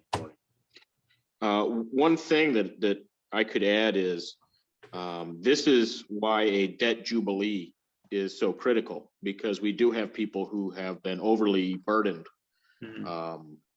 with debt, whether it's student debt, credit card debt from having to live, and things like the cost of housing being very unaffordable now. So these kinds of things, it's directly in alignment with having a debt jubilee. But then, you have the, how do people have enough for a down payment on a house, right? And this can be something that's problematic, because with prices so high, it's impossible to even have a down payment. And that's how you accrue wealth and equity in your house. If you purchase a house, that's a form of savings, and it's an appreciating asset typically, whereas rent is not. And so this is a structural debt burden that goes on people now because of the lower homeownership rates. So these kinds of, it's a structural debt that definitely needs remediation, and things like financialization are a root cause of what's happening now. And BlackRock, government, really, I think it's this previous government intervention that really threw the market upside down, because BlackRock then started speculating on commercial and residential real estate. Anyways, that's a little technical. Yeah, well, this thing is actually something that could really resonate with young people, is a debt jubilee for student debt. And that could also open up the conversation for further monetary reforms, because then it could open up the conversation about, okay, well, if you can do it for student debt, why can't you do it for other things? And then that's kind of in America, healthcare debt in America. Exactly. I mean, the fact that the United States is still like the last country, like your healthcare system is total nightmare. The worst, the absolute worst. Yeah, and the idea that you can actually go bankrupt, like this does not, there's nobody in Canada goes bankrupt if they get sick. Nobody. Millions of dollars for healthcare, millions of dollar bills. Yeah, and plus Americans pay on average twice as much as we do. For worse outcomes. Yeah, for worse. That was really interesting when, like, I think was Stephen Colbert at some point, or maybe it was Jon Stewart or something, like bought up some of the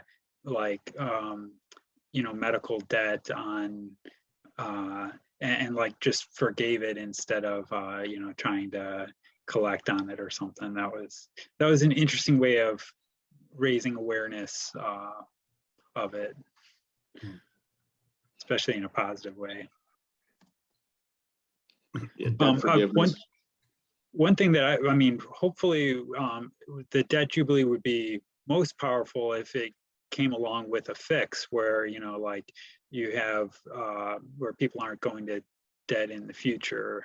So if you have a long, a fundamental fix to go along with it, that's when it makes the most sense, I think.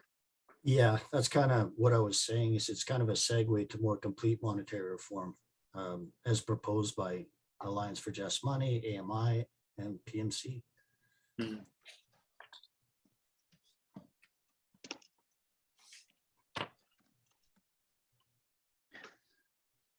So it's one thing on student debt in America, Biden could eliminate a lot of it, with an executive order.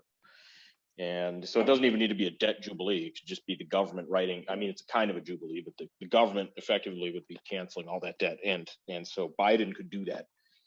A large percentage of the overall student debt could be eliminated with that. He's just not doing it. And he said he was, during his campaign, he said he was going to help remediate more of that debt, but he clearly isn't. I mean, it's not, that's just a politician, typical saying anything to get elected. Yeah, and I'm familiar with that story, that scenario. And you're right, you could do it with the flick of a pen.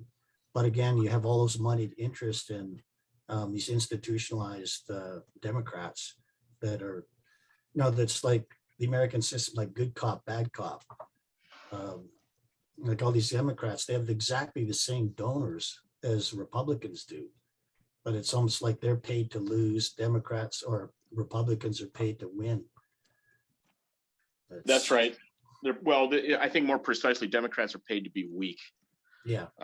And so they don't fight, they just say that, oh, we want all of this stuff like $15 minimum wage, and all this, but they don't work to enable that as a implementable policy. So they are just paid to be weak and to be rolled over by these insane creatures that really their only interest is consumption for their constituents, which are not who votes for them, but the people who donate.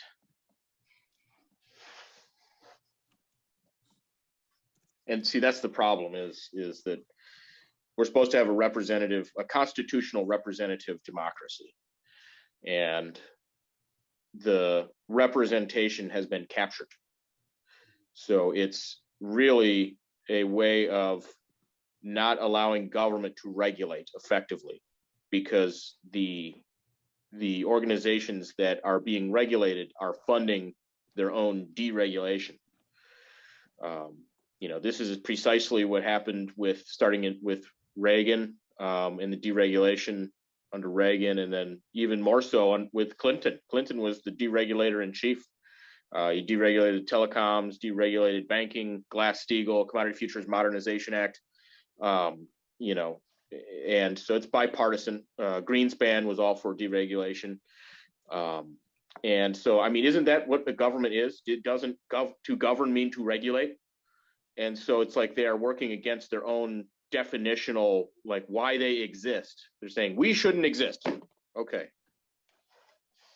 Yeah, these are the kind of conversations we want to avoid, though, when we first are trying to get people involved, because I think it's too deep for most people, and a lot of people are just not interested in politics at all. And it's the problem that I always have to pull back on too, is getting too deep into the weeds. Yeah, and like how to have a good balance of you don't want people to get tired out or exhausted. To have it's amazing when you can have a people actually some sense of accomplishment or being able to do something that really helps in building a sense of community and doing that. I know in the Youth Caucus we'd had kind of a Canva party and stuff, trying to do some messaging and perhaps we will try to make a TikTok in the future or something but having something tangible to show over a where you're not just laying out the myriad things that are wrong. It definitely helps to keep the energy up and have positive things to show at the end of for the end of your time.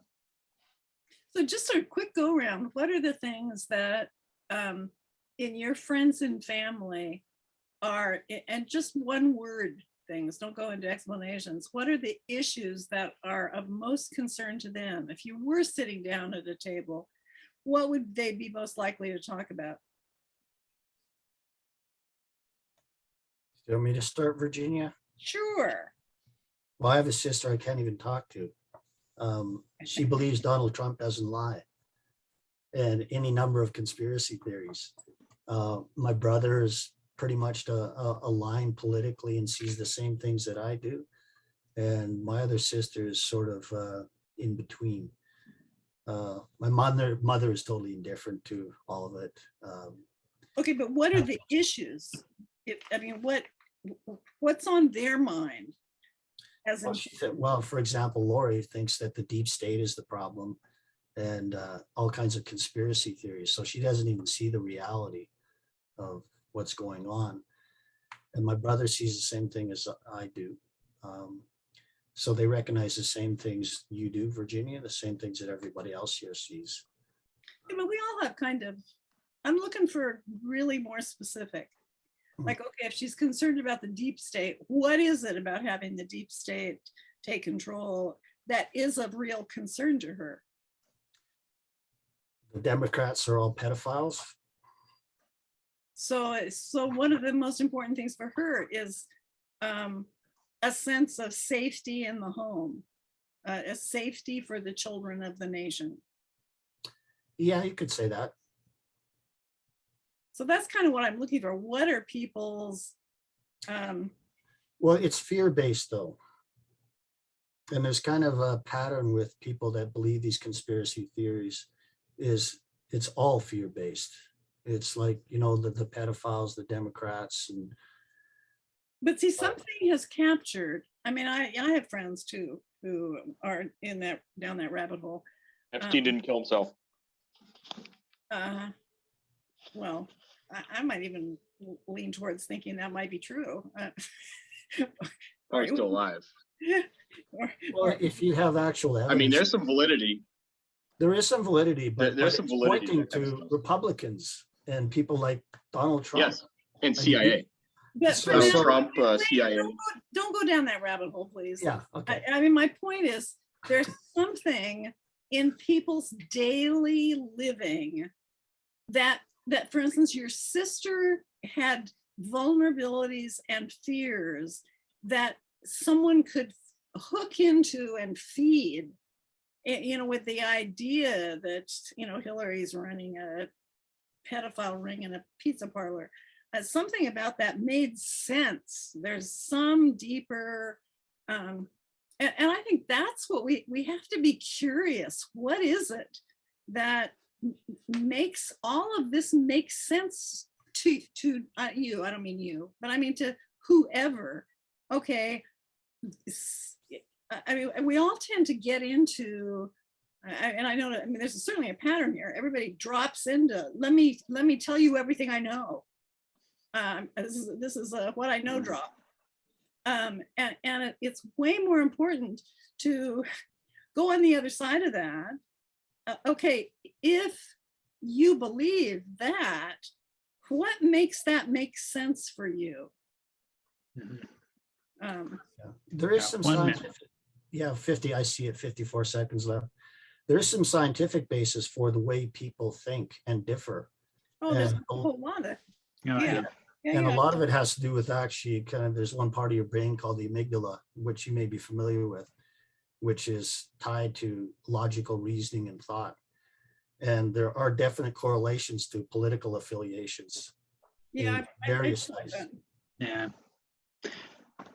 But I'm a teacher. I think you can fundamentally, you just openness to experience, I think, is one of the big differentiators, the big 5 personality stuff.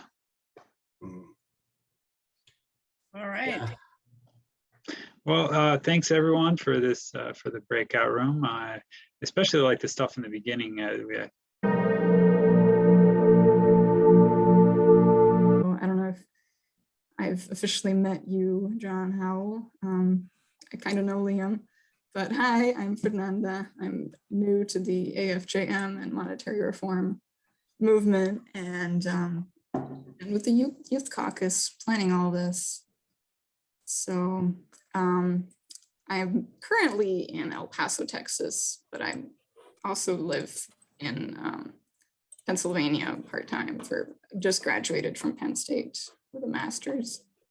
And other orgs and roles that I work with are Move to Amend and Citizens Climate Lobby, just as a good old volunteer. And my favorite holiday is Earth Day, if that counts. So I'll have you guys do that same welcome. Go ahead. Well, I can go next. So can you hear me okay? Mm-hmm. Yeah. Okay, good. Yeah, well, my name is John Howell, and I'm in Athens, Ohio. I don't qualify for the Youth Caucus because I'm too old. Other organizations, I started a local organization about 12 years ago called Democracy Over Corporations here in Athens, Ohio.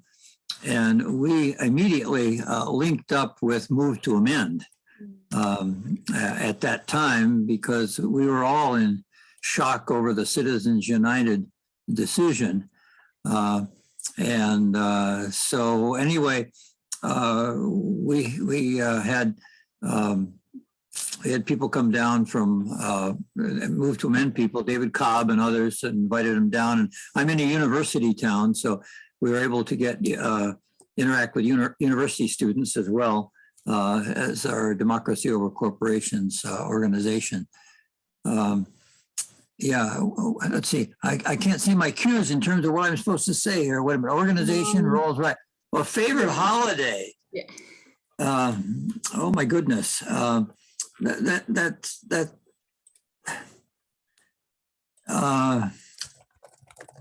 like the winter solstice because the days start getting longer. Mm-hmm. That's a good one.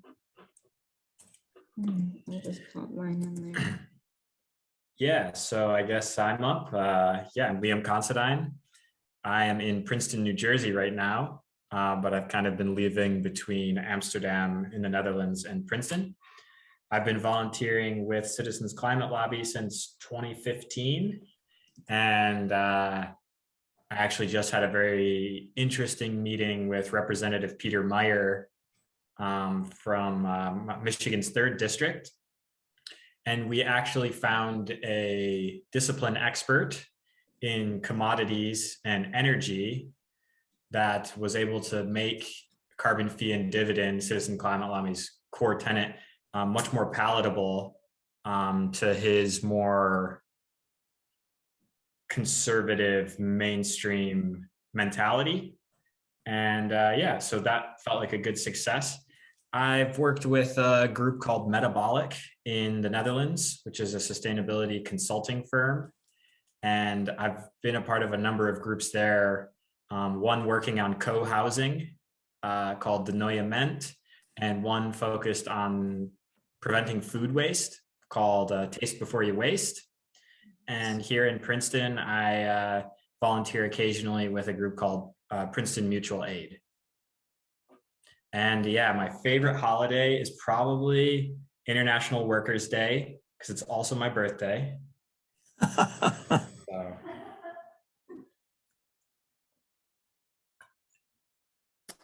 So that's me. When is that holiday, Liam? May 1. Oh, yeah.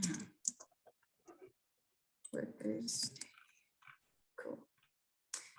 And Bo, you're not going to be joining us for the cast, will you? You're going to be jumping around, I think. Yeah, there's supposed to be a guy named Carl, but for some reason he's not joining. So I went back. I may have to go back and forth, but I could. I mean, what would make sense? You're a star. How could we not put you on? Liam.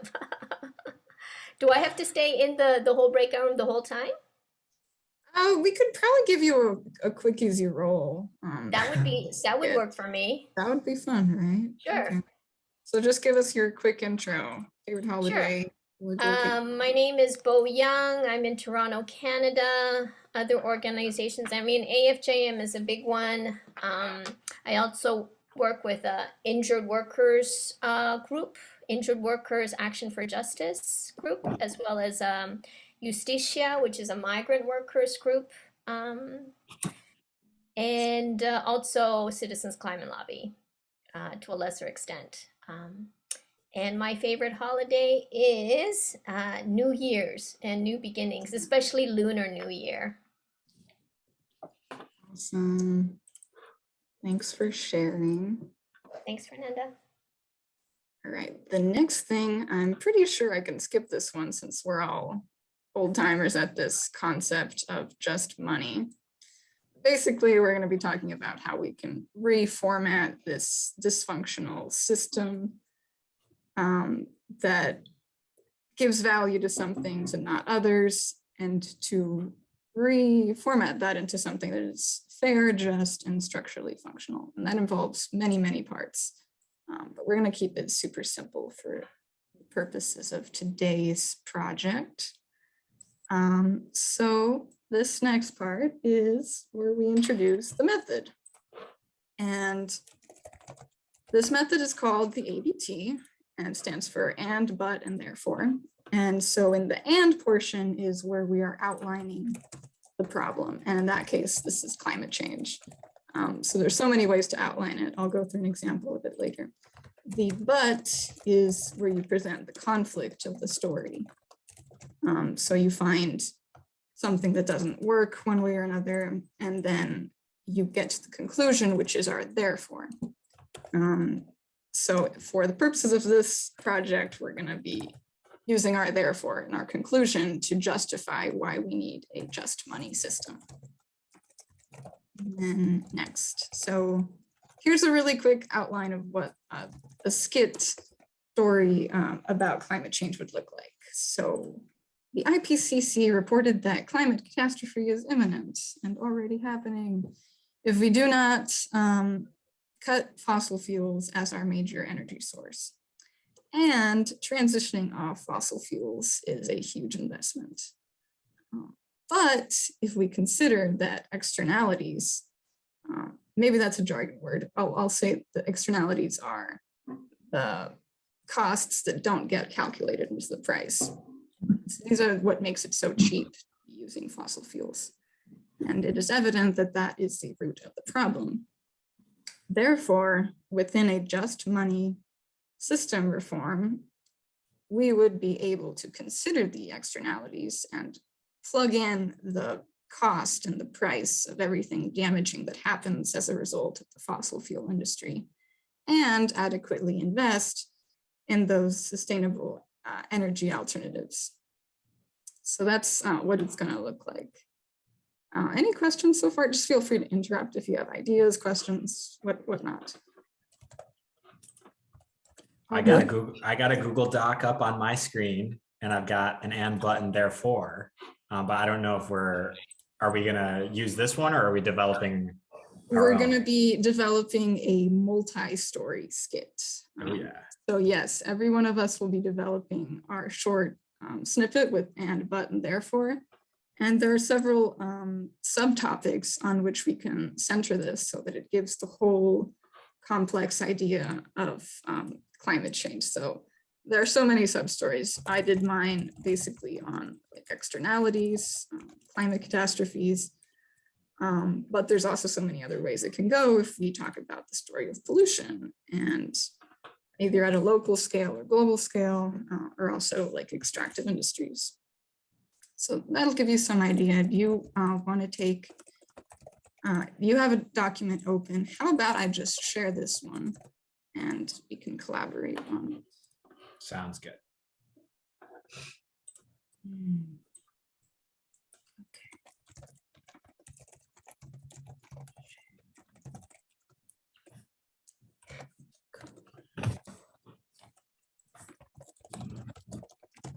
Fernanda, I'm just going to check in on Carl and I'll be right back. Sounds good. Here's your Google Doc form presentation thing, everybody. So is the idea we're supposed to go to that that address online? Yes. Yep, you'll click on it and then you'll hit request for access. Okay. And then hopefully she'll be able to give it to us. Did you click on it and didn't have access yet, Liam? That's what happened to me. Ooh. I just clicked again. Let me refresh. I'm not getting any requests here. It's frozen. My screen says the request has been sent. Let's see where this thing is. If you click on the sharing, if you click share in the upper right-hand corner, Fernanda, and then you click on change to anyone with a link. Oh. And then click done. That would be helpful. Oh, I did the thing and it made it viewer though. Let me do that again. Change, editor, done.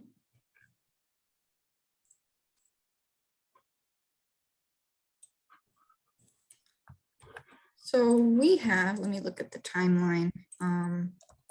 My plan is that we can take like 5 minutes to brainstorm your individual focus within the topic of climate change and kind of write it out as an ABT.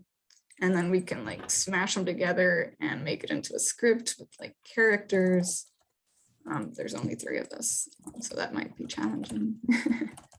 Like one of us could be the scientist that's presenting the IPCC report, and somebody could be, I don't know, a villager in a flooded area that is receiving the news and advocating that we should have a monetary reform, something like that.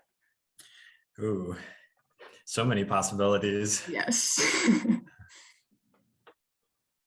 I'm the director, but really it's all our creativity needs to be bundled together. So put on your creativity hat. So I have a question. And that is, when you first put that up, there were 2 parts to that. One was having the ability to fix these things, and certainly I understand the importance of just money for being able to do that. But there was a first part of that sentence that I didn't see the link to just money. It was defining the externalities. But my question is, well, can't we define the externalities with the present system? We can, we absolutely can. So the way I envision just money is any form of shuffling the system so that we actually promote the values that we want to promote. I mean, within the AFJM, I think it goes a little further to how we make money, but externalities are certainly a low-hanging fruit within that same umbrella of reforming the costs and values and all of that. Yeah, I think it was just an example too, John. So if anything is, if your appetite is in a different direction, I'm sure we can run with it. I think the one for me that always gets my attention is, we need an economy. We need a way to provision the social needs of our communities. People need livelihoods, they need houses, they need public services. How can we meet those needs?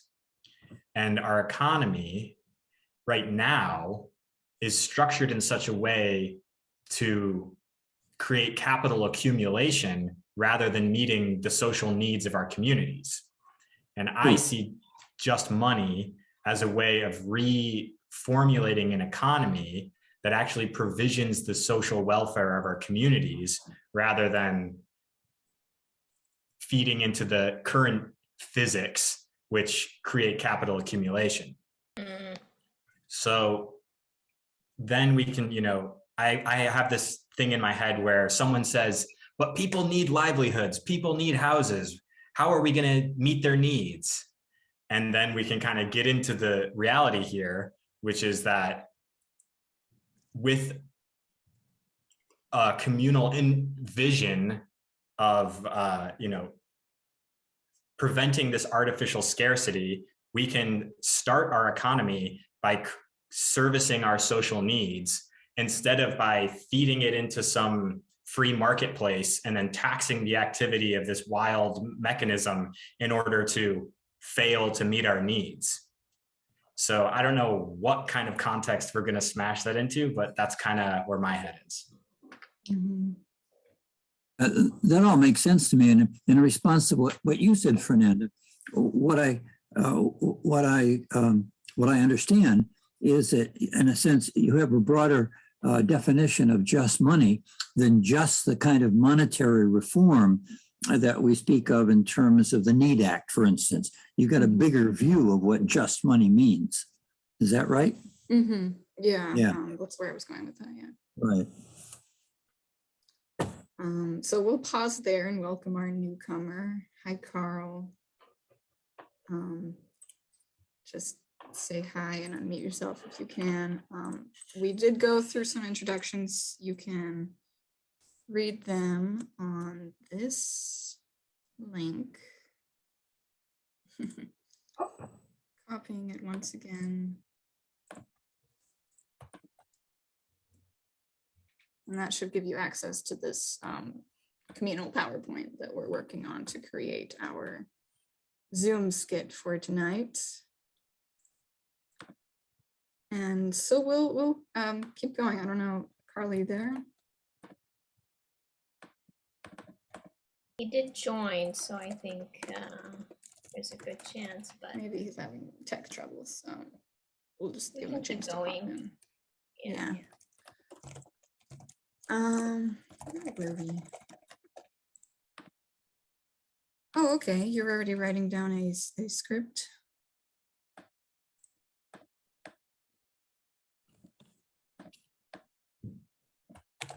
I don't know. Is it okay that I'm just kind of jamming? Beautiful. Yes. Go jam.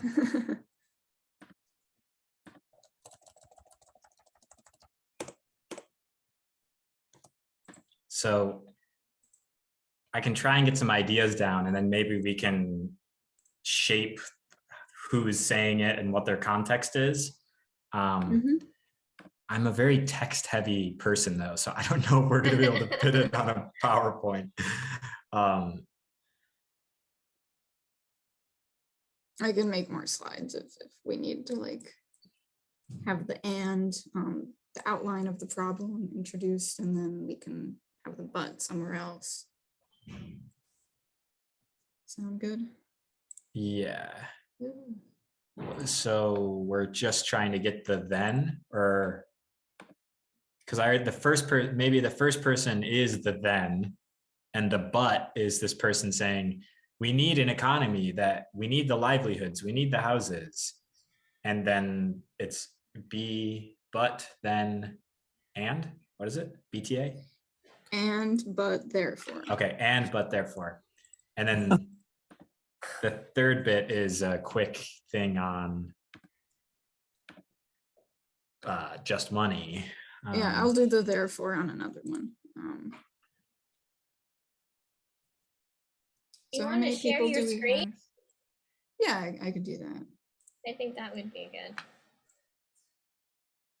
So yeah, there could even be, I think we could do a couple cycles of and, but, therefore. So someone says, the foundation of our well-being is the ecology that's falling apart. But don't we need an economy that provides our goods? And then it says the government can create the money instead of allowing banks to create the money supply. And then I guess maybe it's another but would be, well, won't the government just create too much money? Isn't inflation happening already? And then that kind of gets us into the weeds a bit much, Liam. Okay. Maybe stay away from inflation. Well, I think I've got good responses. But okay, if you do, that's helpful. Yeah, if you spend too much money into the economy, demand may overwhelm our productive capacity, and you risk inflation. But there's a pretty simple solution. You expand capacity, and then you tax excess money back out of the economy, starting with the richest in society. So that, for me is very palatable, but I can also see why most people in America can't even say the word taxes. So. Yeah, all right, so I'm gonna break it down for us and let's go in order. So we have 4 of us that are participating. We can have 3 people present some centerpiece of the climate change problem from their perspective. And they'll have different roles, like either a farmer, either what is the character that you envision in person 1, Liam?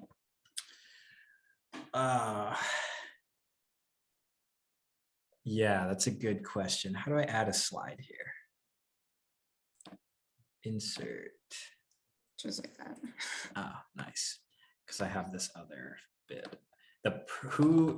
So the person that's going to be giving us the and.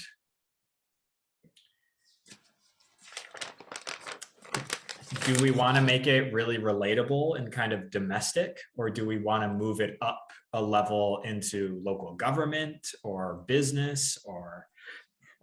So I think but the way I envisioned it is that we can have like 3 storylines happening at once, since we're 3-4 people in here. Oh, so this so is just one of them can be local, and then the cool part is that when we get to the therefore, that will be resolving all of the conflicts for all of the people. So we'll all be coming to the conclusion that a just money system could help that farmer that can't afford to build a greenhouse for his crops that keep freezing every year. Or a just money system would allow a young person running for governor. I don't know, something like okay, that. so the first person. So I'll just make person 3 our farmer character, since I've got I like that idea of having a farmer character, because food is something that everybody needs. And so when you think about the extreme weather conditions where crops are being wiped out by floods and or drought, I mean, that has ripple effects on everything.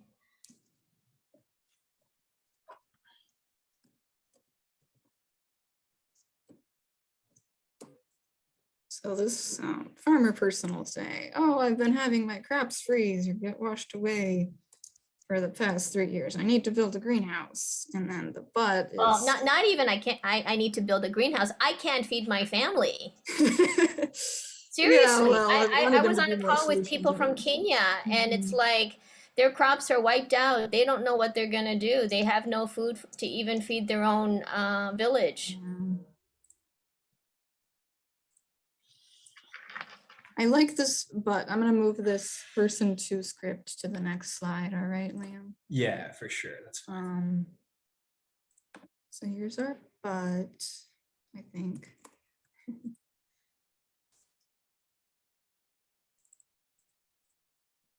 And then that was person 3. I got lost. I think I put my then.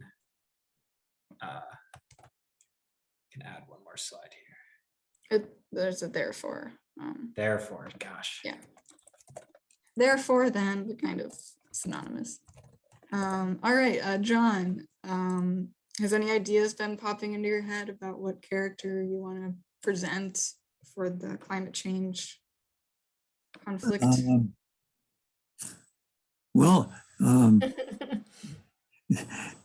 a lot of questions come up in my mind, but in terms of what we're trying to do here, I could be the farmer. I mean, that's a simple thing to say. If there's okay. Why don't you be the monetary reformer, John?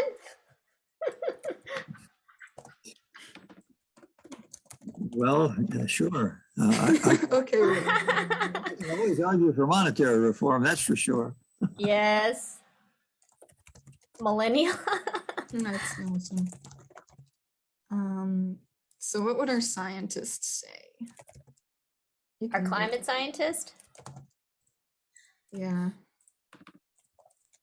Oh, depending on what kind of scientist it is, it might point to the loss of biodiversity and the loss of species that threaten the richness of life that we have on the planet. Mm-hmm. Gee, how can we connect this to just money?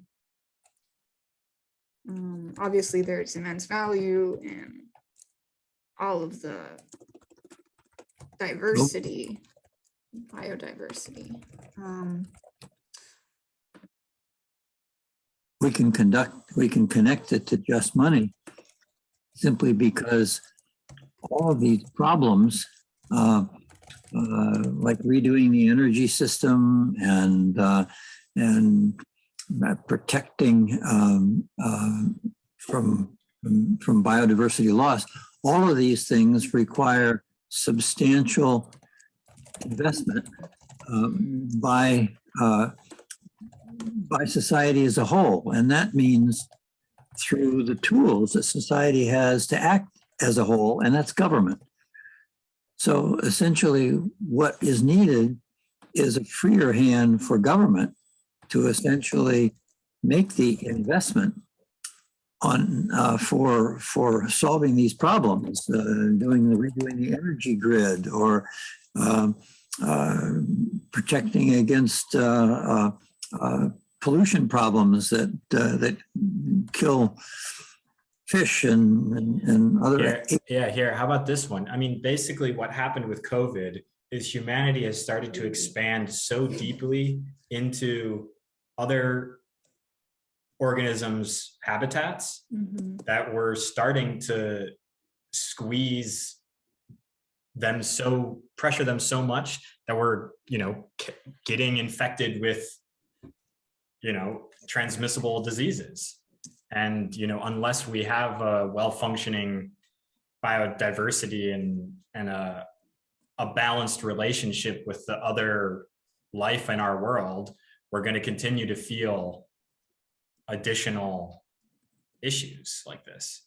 And you could easily go to, antibiotic resistant strains coming out of domesticated animal husbandry or something. I don't know. It's a lot, but. Well, I think the loss of biodiversity is the problem is like the canary in the coal mine. The canary dies, and we know that the coal miners aren't going to be able to breathe. Once we lose the fish in the fresh water, we're going to find out we don't have clean water to drink.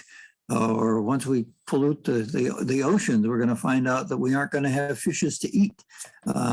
So the problem with biodiversity loss is it signals the potential loss of habitability for people. Mm-hmm.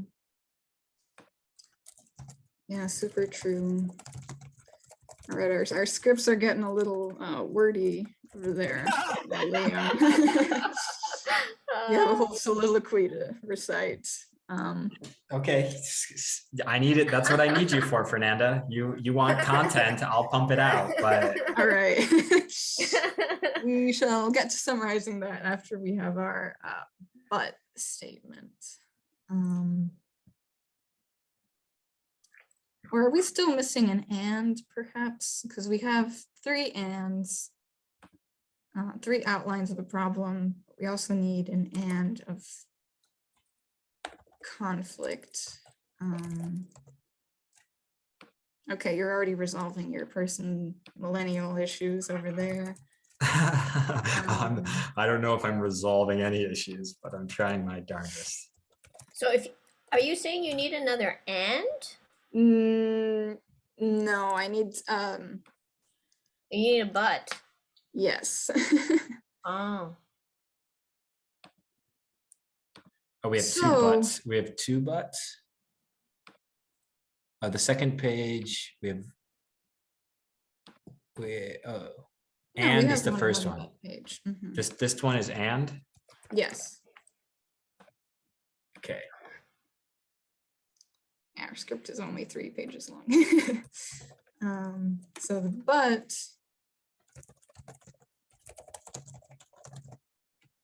I go back to my original outline.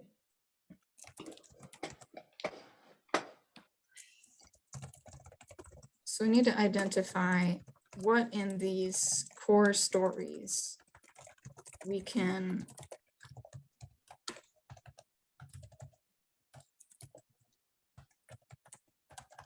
bring okay, so the and is kind of like where you present the solution and the challenges to that solution. So the biodiversity scientist would say Isn't the therefore the solution? there's like a lot of stuff. It'll make sense once it comes together. Okay. So the biodiversity scientist would say and we need to stop encroaching on other habitats, basically.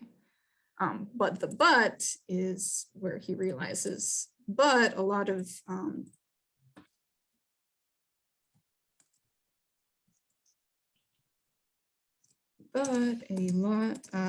communities rely on like bushmeat or deforestation for their livelihoods is basically the gist of it. Yeah, okay, I get you now. Mhm. And then the solution to that conflict of him having a solution is resolved by having a monetary reform. Cool. So I can reduce my. Yes, I'm hoping this template will help you simplify your script there.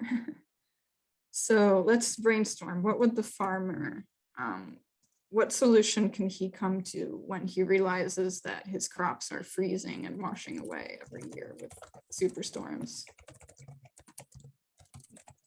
Solution?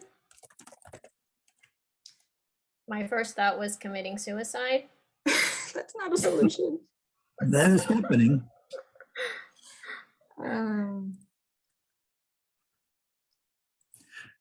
But it clearly need to have buildings that allow for raising crops that can protect it against the freezing and protect it against so much rainfall that the crops wash away. Yeah, so here in the and is, and I want to build a greenhouse or one of those buildings with hydroponics and lights. Yes, that's good. I want to build a, what would we call it? A hydroponic greenhouse, just to be extra. Okay. Yeah. So the but is that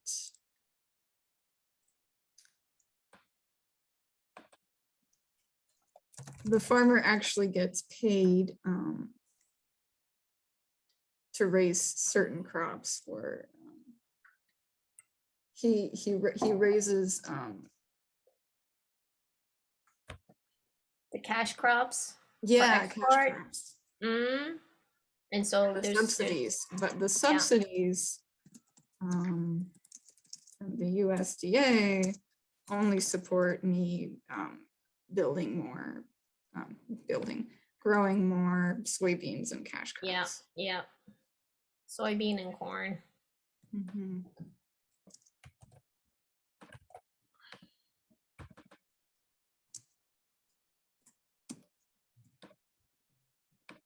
Okay. For their livelihoods. How's our person 3 coming out? I'm kind of getting. Yeah, so let me, can I do a quick something? draft of what I got? Yes, please. So person 3 in their little skit is, everything I see, the stability of our world and climate are beginning to fall apart. How do I plan for a future of family when this crisis is on the horizon? Our economy is consuming the very foundation of our own well-being. and we need to reduce the material and energy consumption of the economy in order to have a long-standing healthy society and planet. But we need the economy to grow. People need livelihoods. They need houses. They need public services. How can these needs be met? If the GDP doesn't grow, there won't be new jobs to tax in order to pay for the things that are necessary to improve our lives. And then I guess the therefore will be, there's a different approach. Yes. Nice. So therefore, we're all going to kind of come together and scream, monetary reform can be the solution for all of us. For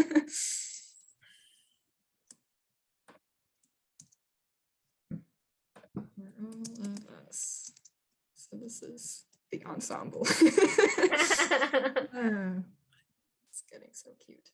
I don't think we have time to plan, you know, to coordinate any dancing or, No, you know. sadly. Oh no! Oh, this is such a fascinating process that you're leading us through. Wow. So let's explain sort of the different moving pieces of this monetary reform. So one concrete example that we mentioned was those extractive industries, the deforestation and the biodegradation, right?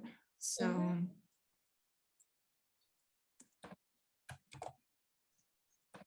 external, is it okay if we use this word? I really like it. I know it's super jargony, but I think it should be everyday people talk. Externalities is such a useful word in my opinion. What are your thoughts, John? How can we present these as solutions? Well, yeah.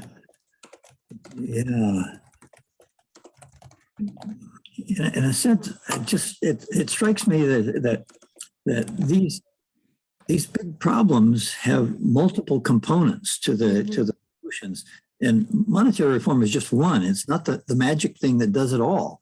It's one of many things that needs to be addressed, and you know, as far as the extractive industries, there are policies that need to be changed in terms of subsidies for these industries and so on should be ended. That we know, and subsidies, if anything, should go toward small farms that are not destroying the soil and you know, not using the inefficient and methods of big farms that are dependent on fossil fuels so heavily.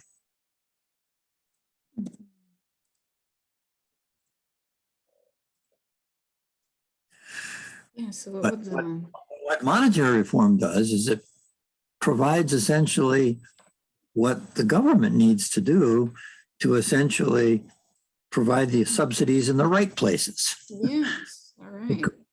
So maybe the farmer would say subsidies for transitioning to regenerative or even within building agriculture could be a solution for me, something like that.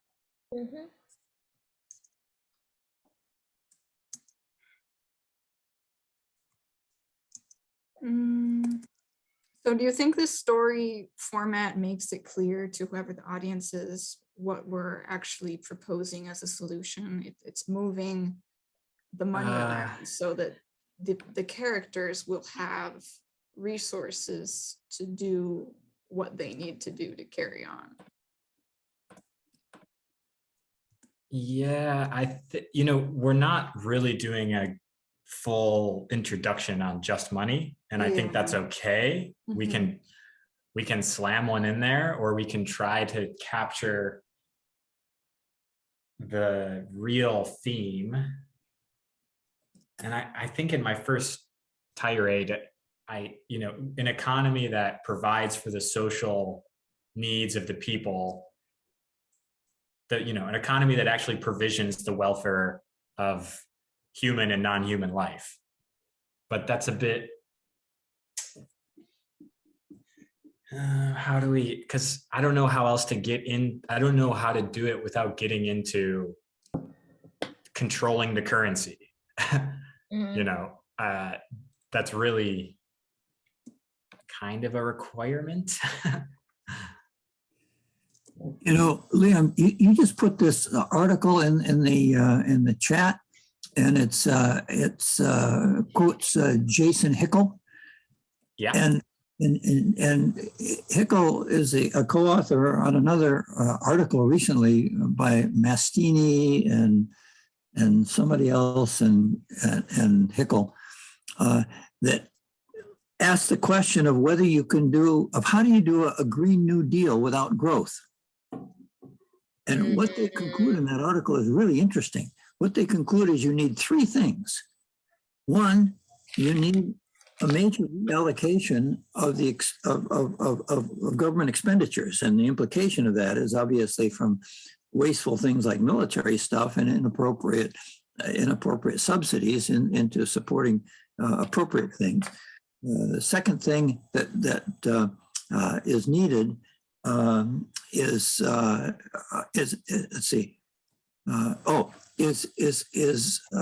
appropriate taxation system. So that, and you were speaking of that, Liam, to essentially encourage reduction in consumption of the wealthiest, because you're having to increase the consumption of the poorest in order to bring them up to what the poor people ought to be able to enjoy in terms of life. And the third thing that they say is needed is a sovereign money system, a just money system. Yeah, Hickel's one of my favorite authors of the last 5 years. His book about degrowth is life-changing. Yep. So glad you're reading him as well. But how do we wrap that up into the therefore? We're almost there, guys. Just need to make these a sentence. So we have to be honest about the difficulty we face here in terms of being of two goals that are sort of almost mutually inconsistent, or seem to be. That is to say, no growth, and yet we want to essentially have a monetary system that will allow more expenditures on the kind of things that we need, and that's essentially more expenditures and so on. So it's a balance here that is really tough to do. And that's why. But I do think, I think that it's the combination of repurposing the role of taxation. Taxation isn't how you fund the necessary services and infrastructure for a healthy community, because that is what forces us into this growth mechanism, is that we only get a trickle from the activity of everything instead of, so I gotta get back into this document.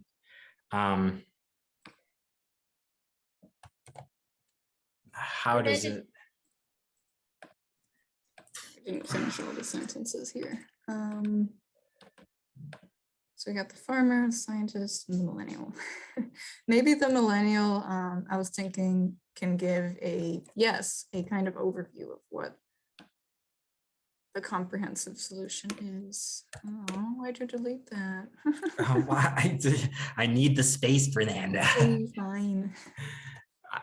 That one I can remember. I can, this part I might not be able to, I love improvising, but I am a bit of a jargon person.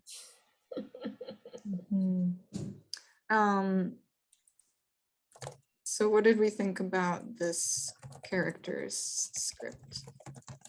The scientist talking about extractive industries.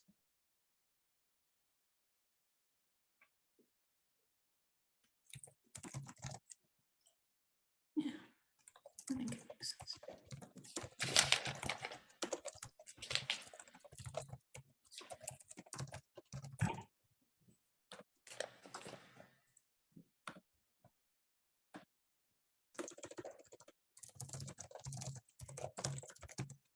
Oh, I'm gonna type a whole thesis if you let me.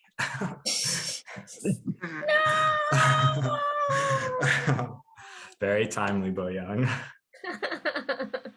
We have no doubt that you could, Liam.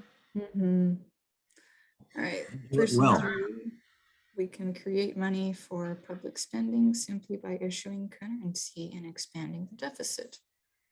The purpose of taxation is not to fund government spending, but to reduce excess demand and corrosive inequality.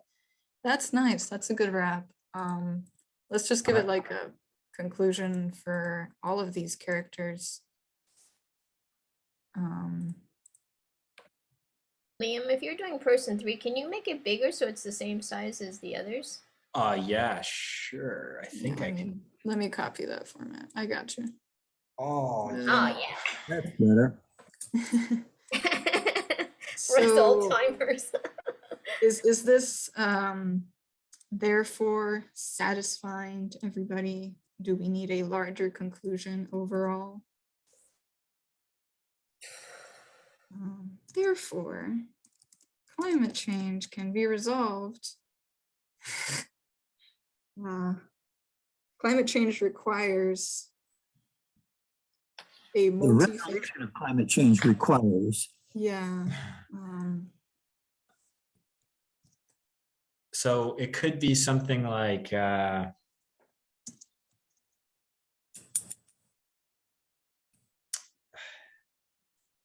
that's why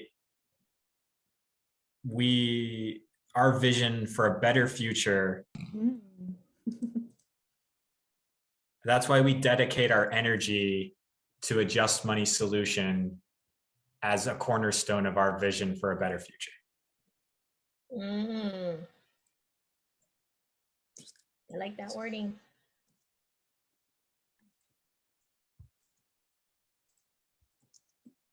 We dedicate our energies to, what did you say exactly? To a just money solution, I guess.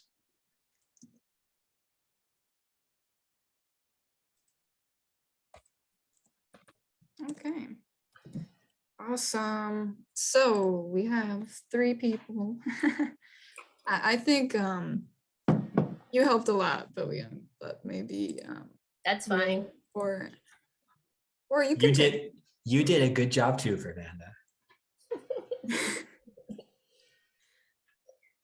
Thanks. All right. So we have about 15 minutes to like go through this one time as a actual skit.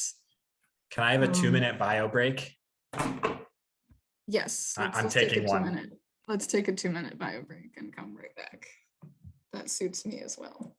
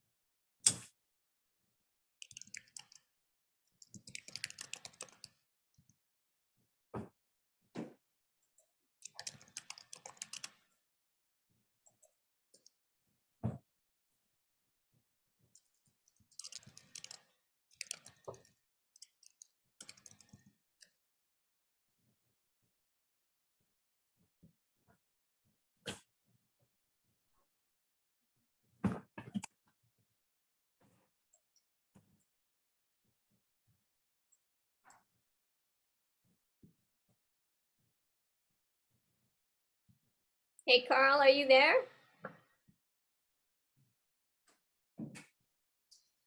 All right, my crew. Let's sign our roles. Hey, Fernanda, if you Yes. could just adjust the font for the person 3 in all of the slides, that would help a lot. Yes, I shall do that. Scientist. And I just gave the 15-minute warning. Okay. I mean, we can even, you guys don't have it open. We can read the script. We probably won't memorize it by the time we present it. But let's just check that it kind of fits within a 5-minute realm, and finish all of these sentences. And I'll just start removing excess.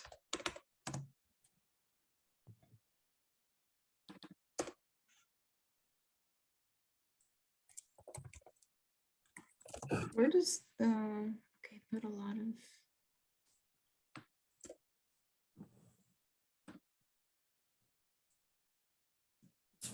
I'm going to change the script for the scientist.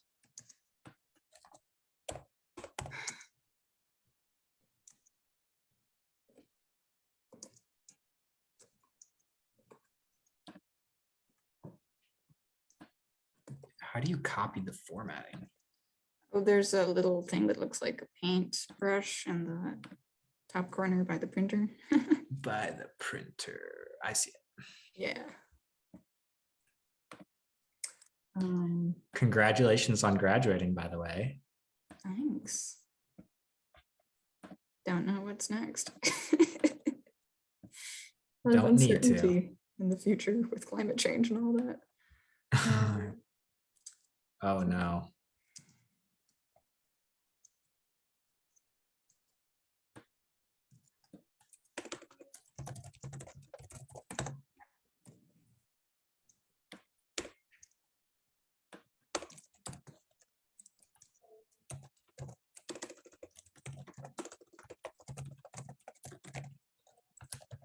All right.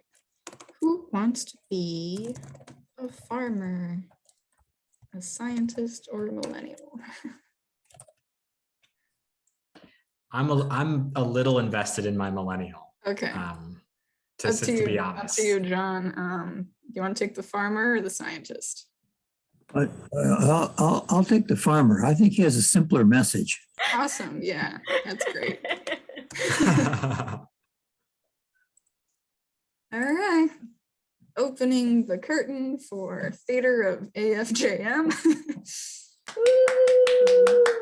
We're the climate breakout group.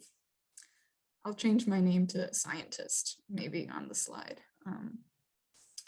Biodiversity keeps me up at night. And the IPCC report says we need to stop destroying forests if we are to prevent more zoonotic diseases from occurring and also to keep emissions low.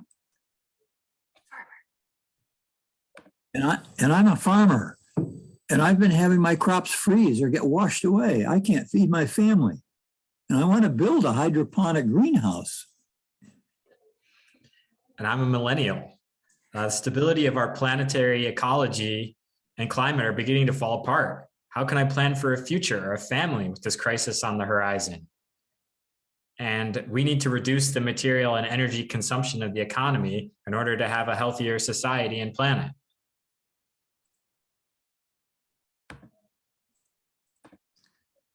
Gee, the forests are really important, but a lot of communities are reliant on the forests for their livelihood. And for me as a farmer, the subsidies coming from USDA only support growing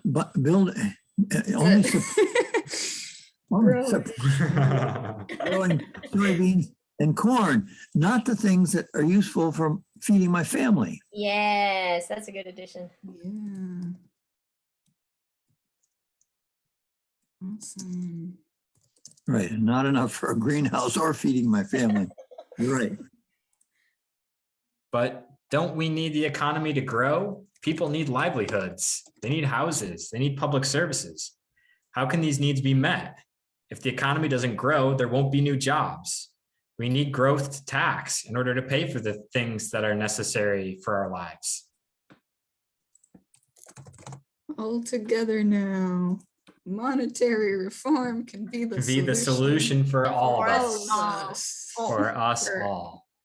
Okay. Yeah, that's better. We need some kind of cue so we can say it all together. I think just going to the final slide, and then we'll do one pause, you know, half a measure at 120 BPM. Liam, why don't you just kind of like point, and then that'll give us a signal to like say it all at once. If you need me to dive off 1, 2, 3, go. Monetary reform can be the solution for us all. Beautiful. All right, Farmer. Wait, it should be the same order, right? Oh, yeah, sorry, I'll go first. Smash that in there.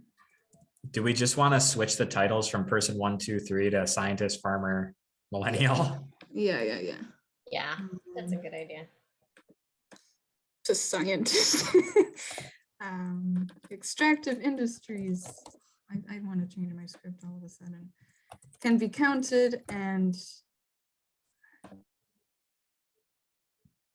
externalities from these extractive industries could be counted, and then we can justify investing in better things. If we did this, those who live in the forest could move on to other economies. And if we had just money, we could have subsidies from the government that would help me transition to a regenerative approach to growing things. And maybe I could build myself a greenhouse. Yeah. With just money, we can create money for public spending by issuing currency and expanding the deficit. We can realize the purpose of taxation is not to fund government spending, but to reduce excess demand and reduce corrosive inequality. This can be the basis of a I need to say something because my issue was too much consumption.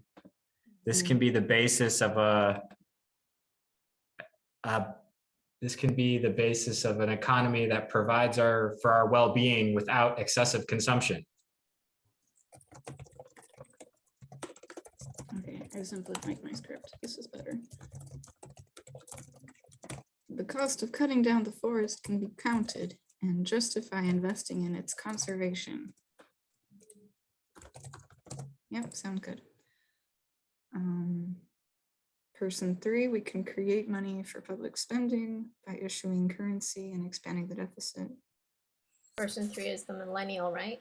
Yeah. Oh, let me change that. I just got to throw in here that I feel a little uncomfortable with the language there, because the whole idea of monetary reform, as I understand it, is to essentially have the government create money so there is no deficit. So it's not expanding the deficit. It seems to me the language you've got here is not monetary reform. It's basically MMT. Yeah, we can simplify it by just saying issuing currency. We can create money for public spending by issuing currency. We got to say something about the banks. I guess we can just leave it right there. Yeah, it's clear enough. Making Well, money for those who we need can it. shift money creation from the banks to public spending. That's a good. We can create money for public spending by issuing currency instead of relying on private bank. Corrupt. Instead of relying on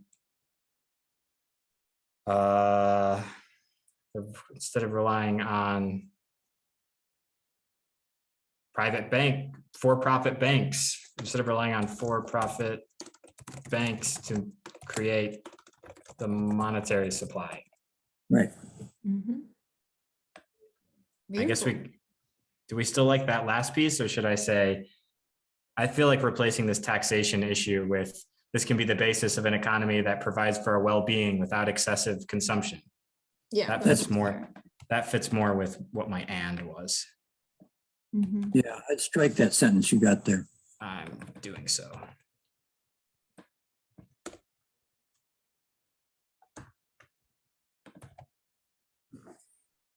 I'll fix your format, don't worry. Okay. Just like magic. Okay. We got ourselves a script, y'all. Nice. Hold it together. Phew, just in time. Yeah, who's been under this much pressure lately? Any of us? Good job, you two. Yeah. You too, John. Woohoo! Wow, such minds. We still have 4 more minutes. I think another break would be good for me going into another half hour. Yeah, we're good. I don't know in what order we're going to be presenting, so it'll probably just Okay. be a roll of the dice. But we got our script, don't worry. I think we're good. Yeah. and So I will can you share be screen. putting the share screen on, and Yeah. people will be able Yeah, to I'll share the screen read anyway. it? Yeah, because I don't have it memorized. Yeah, no, I don't expect But John, come on, John. You're easy. It's just being a farmer. It's just You know how hard farming is? That's not an easy job. oh, I got a simple script. My mother was a farmer, and my grandmother was a farmer. That's nice. Okay, let me go back to my tech job. I think I'm gonna have to get ready to bring people back. I tried farming for a little while, but when my sons left home and I lost my free labor, I quit. Well, if they were doing all the labor, how could you call yourself the farmer? The supervisor.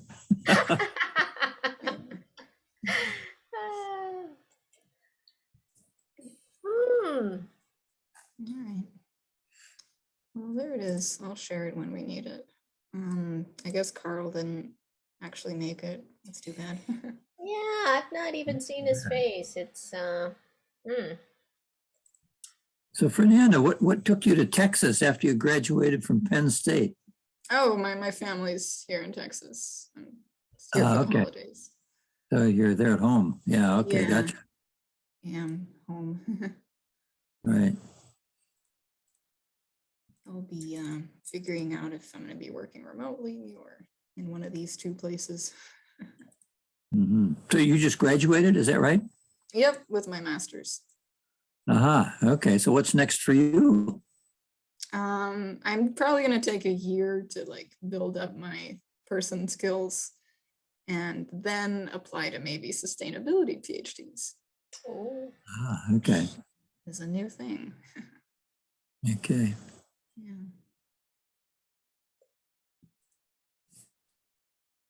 Oh, we're leaving in 1 minute. Okay. So we're supposed to leave now, huh?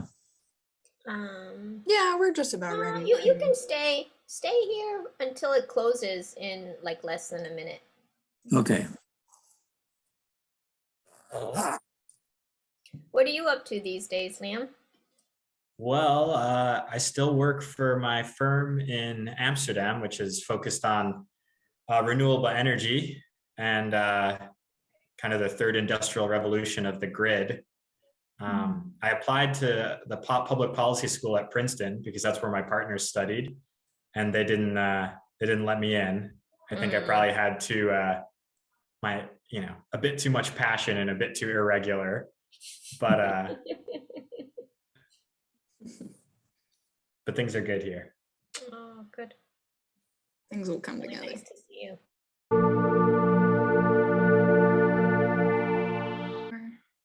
Everyone had fun? We're gonna go around and see the outcomes of today's breakout rooms. Brian, do you know the order we're gonna go in? We can go in any order. I can get us started if that works. So my breakout room, I had Will, John, and Joe in my breakout room.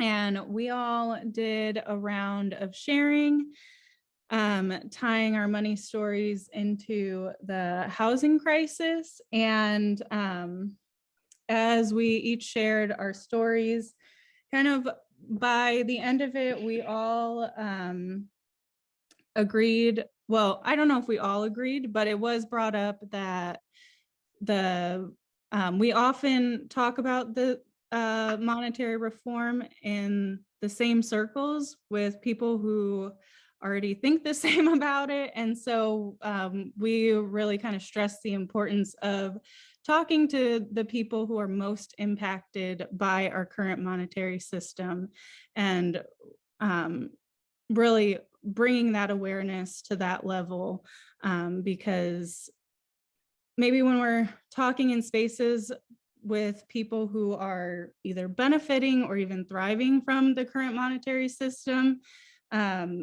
there might be a reluctance to change that. Whereas if we're talking to the people who are most impacted, there's going to be a higher need there. And it was also brought up that we do have the NEED Act, which is a very useful tool. And, for folks who support that, to get it out there and promote it. Yeah, and also sharing resources was another thing that was brought up. So I will stop now.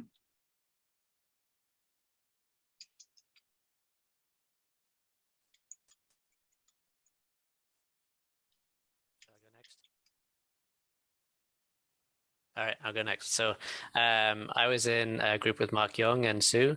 So we were talking, well, we first went over the and but therefore framework and how we can use that as a storytelling technique.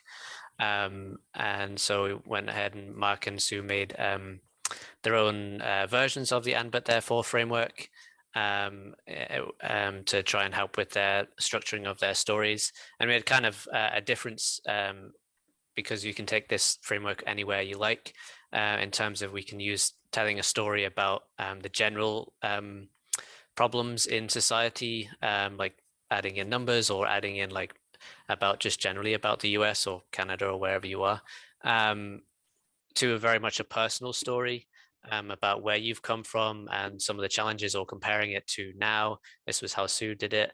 And then being like, well, actually, we could do something different. So we had some interesting differences in the and but therefore framework. And then so then we just went into some role play, and we just had kind of a fun time just trying to pretend we were at a potluck, and there was some bad potato salad at Mark's potluck, so I'm not going to go to Mark's potluck again. So we just had some fun doing some role playing, and we kind of we set ourselves 3 minutes each to just talk about we left it up to the person. You could come in, like we had differences in terms of Sue coming in from her experiences in the Citibank and her realization about how banks created money, to Mark having a bit more of the macroeconomics, the economics thought, and the Federal Reserve, and how he began into monetary reform. And then I kind of imagined that I was with another student who had debt, and I was just trying to have a back and forth about how we could change the monetary system to deal with student debt. So we had some differences in the role play there too, which was fun. So in general, what we kind of discussed and we came up with was trying to keep it simple. Now, obviously, this is dependent on the audience, but for most people, and I think as a beginning place, keeping it simple is really important. We had this, Sue was talking about bringing in history, and I think my interpretation was both history of you, of like how you came into it, and also the history of the monetary system. Is that right, Sue? Yeah, history of the US monetary system, if you're talking to US citizens. Good point. Yeah, good point. And then the other thing that we were thinking about is it's really kind of important to figure out how to challenge whoever you're talking to, and bring that challenge to where they are at, essentially. And so that can kind of be a really good place for these kind of personal stories, to help with that, and trying to figure out their personal story to then challenge them to think about the monetary system. And a way to start off is your personal story for how you were challenged. So that was really cool to think about. And then we were also thinking about how to discuss who has the power, and that's kind of a really interesting and important thing to talk about. and who should have the power.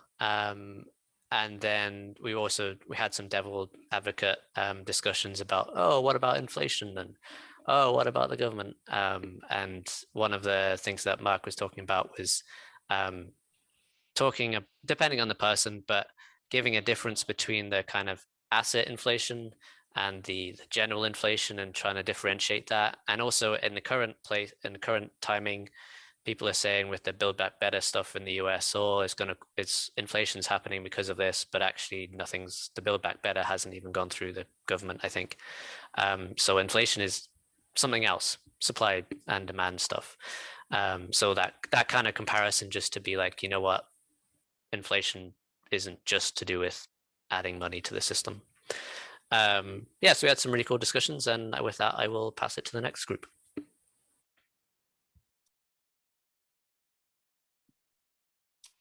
I can go.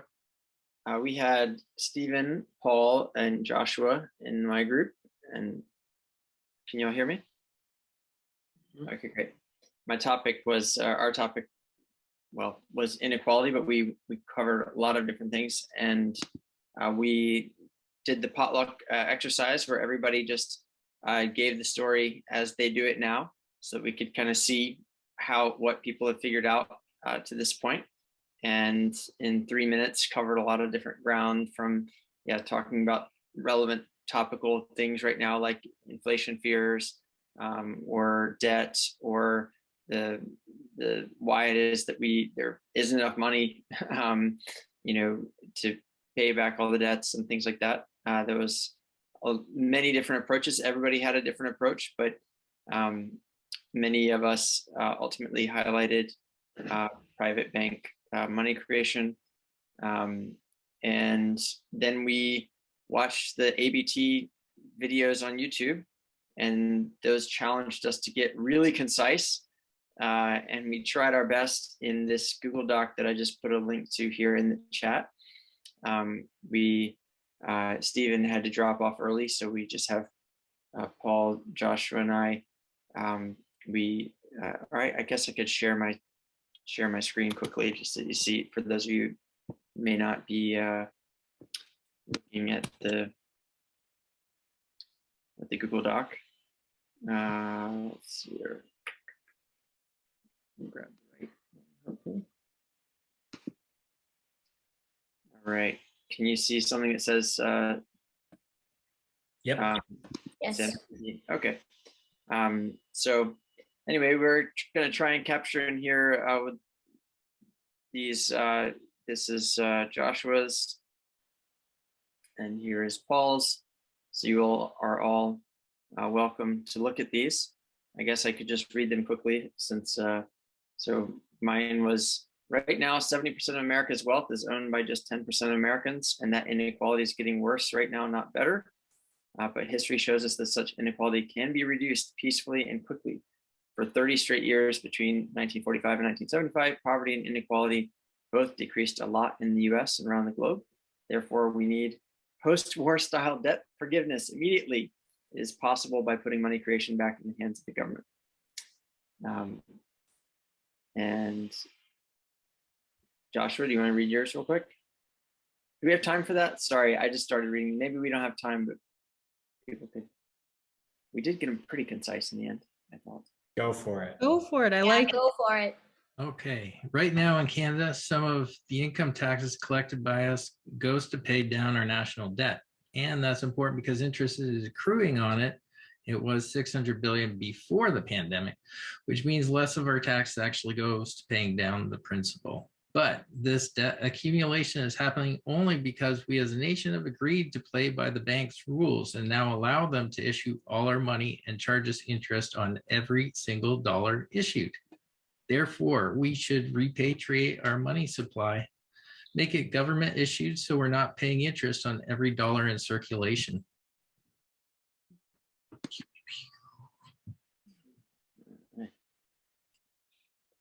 Paul, you want to go? I didn't use inequality, but you could pick an issue and just throw it in there.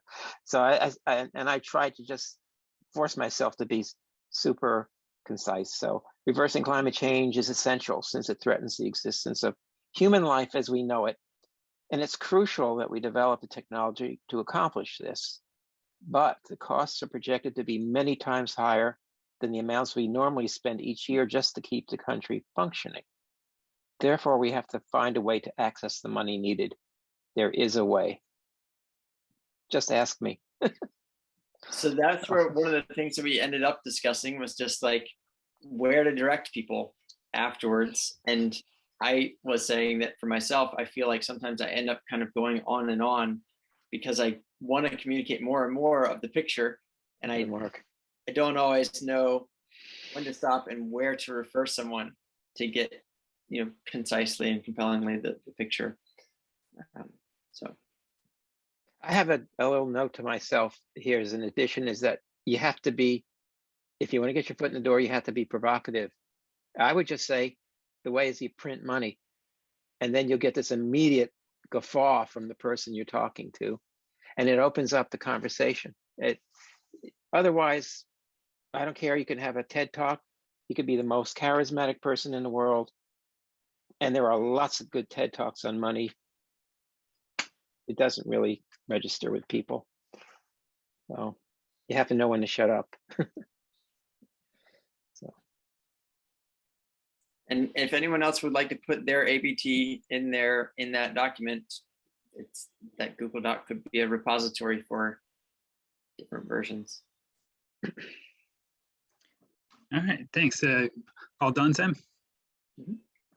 Great. Yeah, I had a group. I had Jeff and Mike and Virginia, and we were talking about money and politics and you know, the stories on how to do that. Some of the things we're seeing is like the challenges of how to have like an emotional component and like in particular like a hook in order to get people's attention. I know Jeff had a really interesting you know, video that he shared with us, breaking through the ice. So if people haven't seen that, I encourage you to take a look. Was it on YouTube, I think? So that was nice. We did like, you know, we all went through, took a try, you know,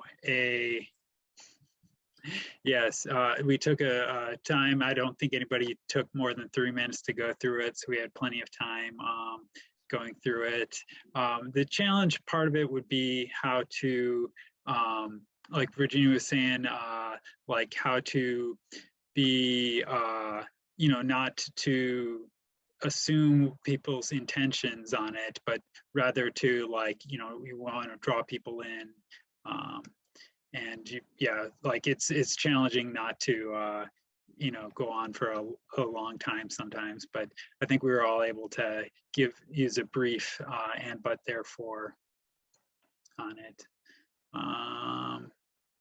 Yeah, it's just how to be positive and reinforcing some of the feedback. We did talk a little bit about real estate and like generational differences a little bit, and that can be a way of drawing people's attention to it. If like they're, you know, in the 50s, people bought a house for you know, less than 2 times the annual salary, and now it's more than 12 times salary. That, you know, that's, you know, an asset bubble, and so, you know, a big change in things. And we got talking about debt jubilees and things like that. So an interesting discussion.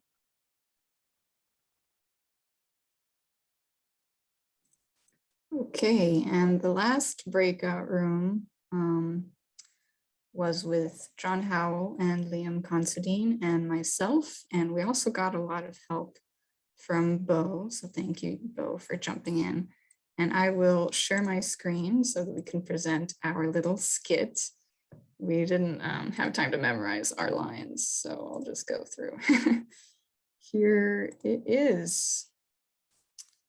So I'm the scientist. Biodiversity loss keeps me up at night. And the IPCC report says we need to stop destroying forests if we are to prevent more zoonotic diseases from happening and keep emissions low. That's your cue, John. Oh, you might want to unmute. Unmute. John, you need to unmute. Yeah, unmute. Okay. Now, so I'm the farmer and I've been having my crops freeze or get washed away, one thing or another. I can't feed my family. And I want to build a hydroponic greenhouse in order to get some protection. Yeah, I'm a millennial. I see the stability of our climate is falling apart. How can I plan for a future or a family when this crisis is on the horizon? The economy is consuming the foundation of our own well-being, and we need to reduce the material and energy consumption in order to have a long-standing healthy society. But, the forests are very important, but a lot of communities are reliant on extracting resources from the forests for their livelihood. But the subsidies from the USDA only support my growing of soybeans and corn. And they don't give me enough for a greenhouse or for feeding my family. Yeah, and I was thinking, don't we need the economy to grow? People need livelihoods, they need houses, they need public services. How can these needs be met if the economy doesn't grow? There won't be new jobs. We need this growth to tax in order to pay for the things we need. All right, all together now. Monetary reform can be the solution for us all. Beautiful. So as a scientist, I think that the cost of cutting down the forests can be counted, and therefore we can justify investing in its conservation. If we did this, those who live off the forest could move to other economies. And subsidies from the government could help me transition to having regenerative agriculture and build myself a greenhouse. Yeah, we can create money for public spending by issuing currency instead of relying on for-profit banks to create the monetary supply. This can be the basis of an economy that provides for our well-being without endless excessive consumption. So that's why we dedicate our energies to a just money solution. Any solution to climate change requires just money. And that's our skid. That was the experimental group. That was great. And can I just say one thing that just stood out to me from that, which is that they talk about social proof being really important. So social proof is the idea when a new idea is introduced, that you're not alone in believing it, that there's others in your society that also believe it. And that makes it safe for you to change your mind and take on that belief. And just hearing the four of your voices going back and forth, all saying this makes sense, I felt safety happening. Like, it was weird, and I just wish that every time I was at a potluck, which is the scenario that we did, there was just one other person with me who was like, yeah, and this makes sense too, so that whenever I'm introducing to somebody, they would feel that sense of social safety, social proof. And I'm going to think now about how to manifest that.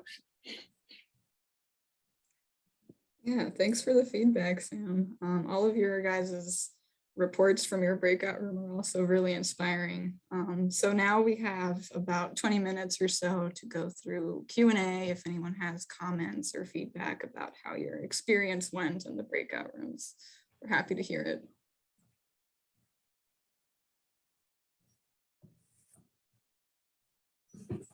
I don't necessarily have any comments on the experience. I'm, as always, very interested to hear what the younger people think we're missing, or what we need to do. Because you guys are the ones that have the energy. Not that we don't have energy, but the change is always in the future. So and you guys are the future, and so I always want to know, one, why did you do this? What do you hope to teach us older guys and gals? And what do you want us to take from this exercise and how we move forward towards continuing our efforts to implement monetary reform?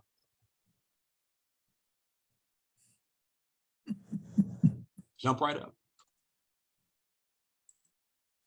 Yeah, so to begin answering that, we're kind of going to go through a panel with all of us. Our main objective for tonight's activities was to get everyone familiar with this format of a story so that when you go out into the world, you can just refer back to the ABT and but therefore when you're explaining what's going on with monetary systems. And yeah, I forgot what else I was going to say, so I'll refer it to anyone else on the panel. I will chime in. Sorry, I'm just trying to see the other folks, if there was anyone else that was wanting to speak up. But yeah, I think a big intention with doing this was shaking things up from how we usually do things, especially with our coffee houses, and really getting into those smaller settings so that we can, you know, we each had a different kind of theme for our breakout rooms and a different approach for how we wanted to do it. And really just giving us that creative freedom to change up the conversation. And I think the big takeaway would be,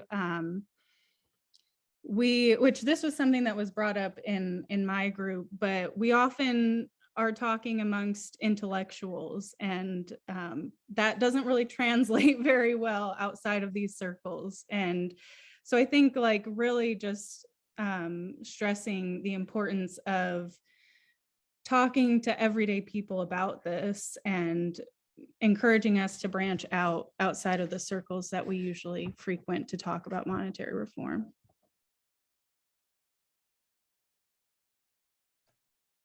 I did have my hand raised. I don't know if anybody noticed. Yeah, we got you, Jeff. Yeah. But we're gonna I'd like go through and answer these this question thoroughly before we get to that. So if I can jump in again, I had a comment to Mark's question that I remembered.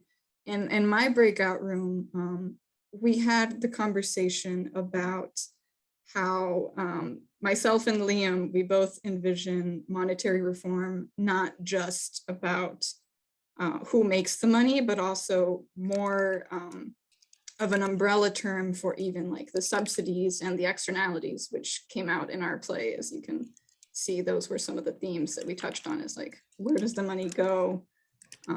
Rather than who makes it, it's where does the money go? So I think that's a distinction that as we're exploring, bringing this new topic to newer communities who haven't heard about it, it's not necessarily a bad thing to present monetary reform as like an umbrella term for changing where the money is and who has the power.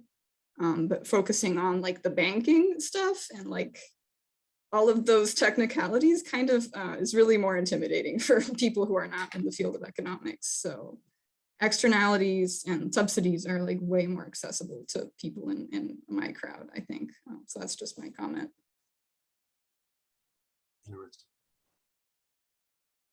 Anyone else from the Youth Caucus who would like to address Mark's question? Yeah, I mean, it's a bit interesting to me because I was here 6 months ago, and I was trying to convince myself to take more responsibility and be a bigger part at A4JM. And I think this coffee house was about the Youth Caucus kind of finding its stride and taking on some responsibility and getting a chance to see what it takes to run the organization and stuff. And oddly enough, you know, I disappeared off the map for 6 months as I traveled and did other things. And I managed to get back here, you know, just for this meeting. So I think that was kind of the function that I was seeing in it, Mark, is that it's good for the load to be shared and different people to feel both the possibility of responsibility and also, you know, the weight of it. Thanks for helping out, Liam. Chris or Steve?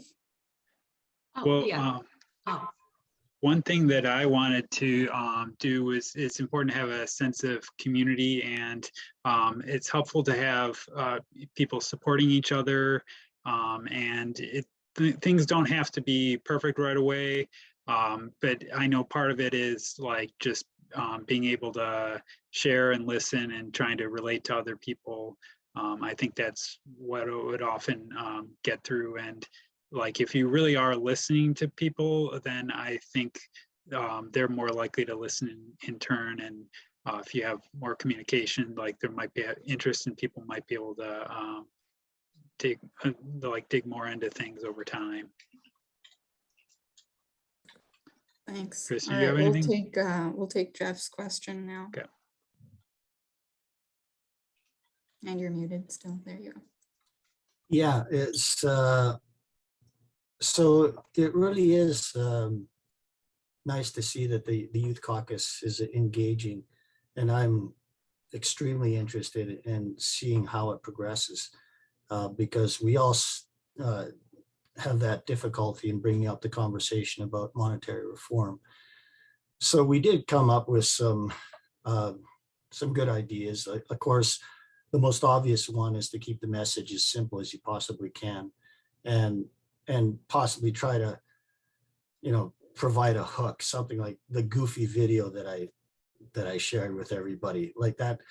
I mean, but even that, like that goofy video, I've seen other videos similar to that, you know, get like 1 million views, but as soon as you introduce monetary reform, it's like an anti-publicity thing to do.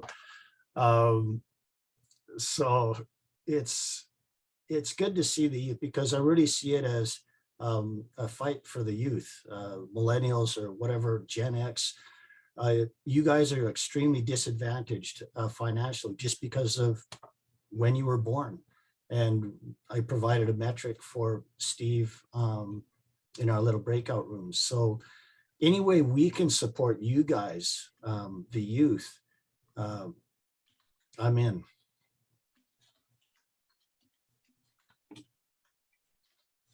Thanks. Awesome. We'll take Paul's question. Okay, so I'm very curious to hear what other people's stories are with Liam's travels for the last 6 months. Did you dare bring up the subject of monetary reform? I know we don't really talk about successes we've had, and I've only had failures. So, but I just don't see our organization growing that much.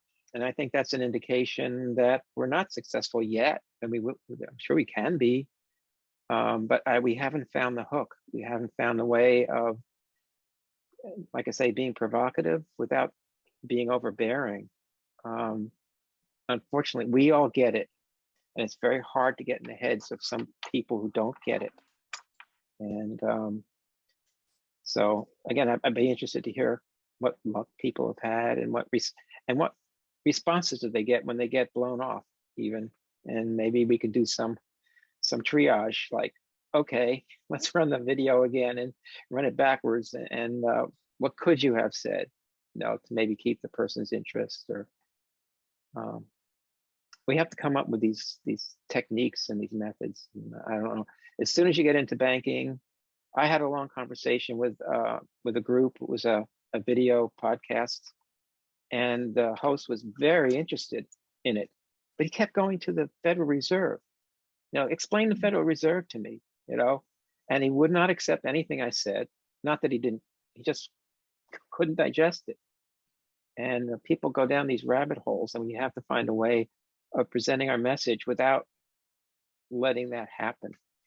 So hopefully over the next several months, we can kind of come up with a technique. Oh, and by the way, the social proof, I think that's also something we really have been slacking on in this organization, is that there's a strength in numbers, and we're not really helping each other out. Lately, we've done some stuff on Twitter, and some of us old guys are having difficulties with it, but we're doing it, and we've been asking people to, hey, come on, get on board. Make either give us a thumbs up or a heart or whatever it is, and we're not really getting too much of a response. And I'm wondering why, and what can we do to find a medium that we all can kind of participate in and show the social proof that we're not just alone. That we're often called money cranks, and we got to get rid of that. We have to be seen that we're just normal people. Yeah, we're people. So. Thanks, Paul. Those are really great ideas. We've, if Ryan allows me, I can perhaps share some of the ideas that we've been discussing within the Youth Caucus, which for one, we're kind of going to start some research on like, how did we as younger people get to this place of discussing monetary reform? And we hypothesize that it'll mostly be like from environmental circles that you realize, oh, the root problem is actually this and that. And furthermore, we're also going to be revamping some of the messaging and maybe even making TikToks and shorter content from all of the great content that's already on the AFJM page. So stay tuned for more ideas of how we spread the message to the youth. But yes, we're definitely keeping all those ideas in mind. And we'll now take a question. Sorry, can I continue that point, Fernanda? Yeah. So I think also in terms of success failures with AFJM, or I won't talk about personal success failures with individuals, but I think it's important to note that we have a youth caucus and it's growing. We have people coming in and out, and I think that is a success. And AFJM has had other successes too. I'm just because I'm from the Youth Caucus. So I would say that the Youth Caucus is established, and I think that is a success, and we just gotta keep chugging along. So I just wanted to point out that here's a success. We're here. We're established.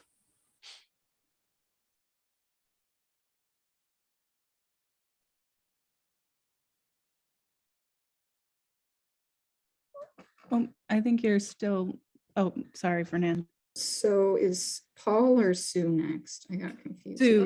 Can we go to Sue? Yeah, let's go to Sue. Oh, okay. I'm finding myself having fun.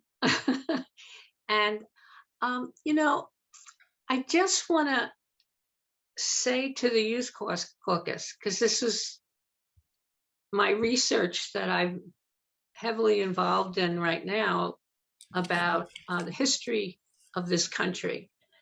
The history, not just the monetary history, but the other power of the monetary system to shape our institutions has been immense. So in terms of monetary reform, it's so important to get the history of this monetary system in the US to people. And it's more of a story when it's a history. It can be kept very simple, like Lincoln and the bankers and greenbacks, stuff like that can communicate our history, because this is our country. We want to change our monetary system in the Congress. And to do that, if we have these stories from our history of who are these private bankers and what have they done to us in the past, it's very, very important. And there's a 30-page handout that the AMI used to give out. It's still available. I think Steve Walsh has it, which gives the high points of US history and the monetary system. It's written very simply. And the other thing I just want to say, and I don't know how the Youth Caucus thinks about it. But I think of monetary reform as not an issue on the left or an issue on the right. It's for everybody in the country. And if we're going to have it changed in the country, we're going to need support from everybody. Okay, thanks.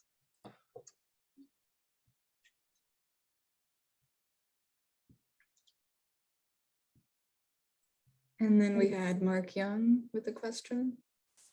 No, I was just actually going to jump in and say exactly what I think Chris just said about and push back on Paul just a little bit about the fact that we have a youth caucus is a success, and that we do have more members. I know it's not growing as the wildfire that Paul wants, but you know, it's a slow process. So I was just going to say that. So I'm fine. Go ahead. I just wanted to hop in too, because I guess I've been around for, I don't know how long in AFJM, but the places that these topics are really being discussed, where I've found a lot of people very savvy on the topic, is not just Alliance for Just Money. I'm fairly engaged with the degrowth literature, and monetary reform is basically a tenet. And if you look, you know, degrowth is published in Vice News. It's really, you know, you can see in, you know, the Atlantic, you know, this idea is gaining a lot of traction. And I want to say too, because I've been spending time in Europe and also in the US. And when I worked for a company in Amsterdam that has a sustainability focus, and you know, you'll go over to have a potluck with some colleagues, and most people are between the ages of 25 and 35, and everybody essentially understands this. So I think sometimes I get a bit of culture shock when I'm changing territories in social scenes about who's processing this. You know, I was talking to an economics student here at the University of Princeton, and they hadn't heard of degrowth, the planetary boundaries, or monetary reform. And I just kind of shrugged, like, what, how is that possible? And so I just want to say that I think often when I talk to people, I end up in a conversation about cryptocurrency, which in my own opinion, you know, is speculation, and I'm not a big fan of it. But the amount of public attention on cryptocurrency is outrageously high. And the discussion about who has the sovereignty to create a currency very much fits into the landscape there. And I guess I'll wrap up really quickly. It's a little bit about being opportunistic. Like, you know, if you want to try to create a workers' union among IT in the IT sector, that ship has already sailed. You know, Amazon, Google, those workers are not going to unionize. But I was in Amsterdam, and the bike delivery people in the city were starting to unionize because they didn't have good working conditions, their equipment wasn't repaired, and there was an opportunity. And so as much as I'm not a big fan of cryptocurrency, there's so much focus on it, and there's so much attention, and I think it's full of speculation and some negative, you know, it's like they've remade the banking system with even less consumer protections. But if you're looking for a lot of attention and a lot of juice, figuring out how to shape this message as it relates to that, there's a huge pool of attention to tap.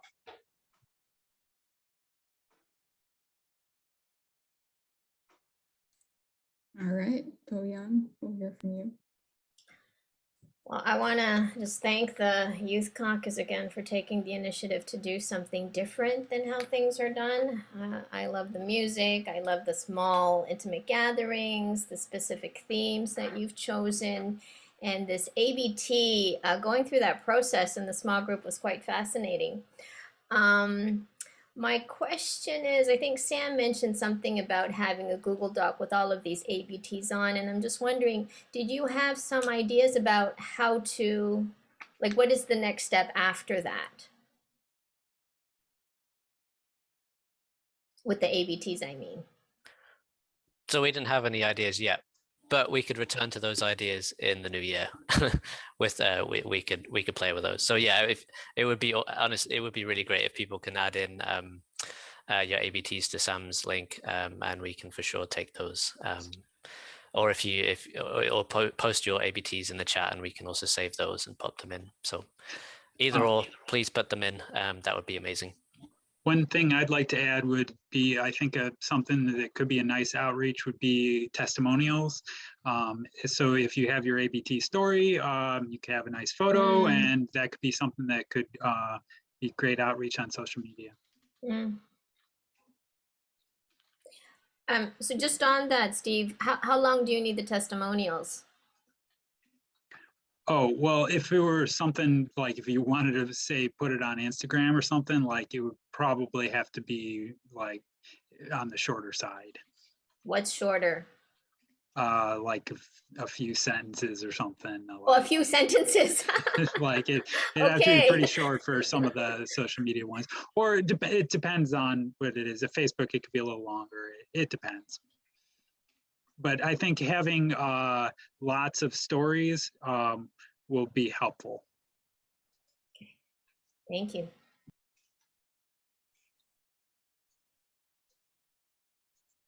And we'll take the question from Paul. So I just wanted to point out to Liam, who in terms of degrowth, and also Sam was interested in pictures. He says we're all full of words and we don't have pictures. I just want to point to Positive Money has some of the best material, and especially their focus has been on degrowth and how monetary reform impacts that.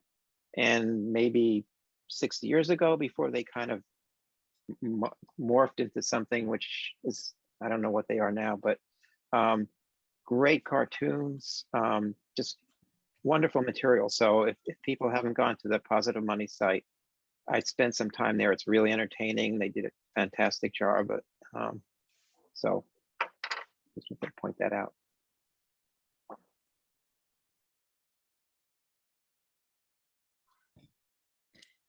Awesome. Well, thank you. I think we're about at the top of the hour. So,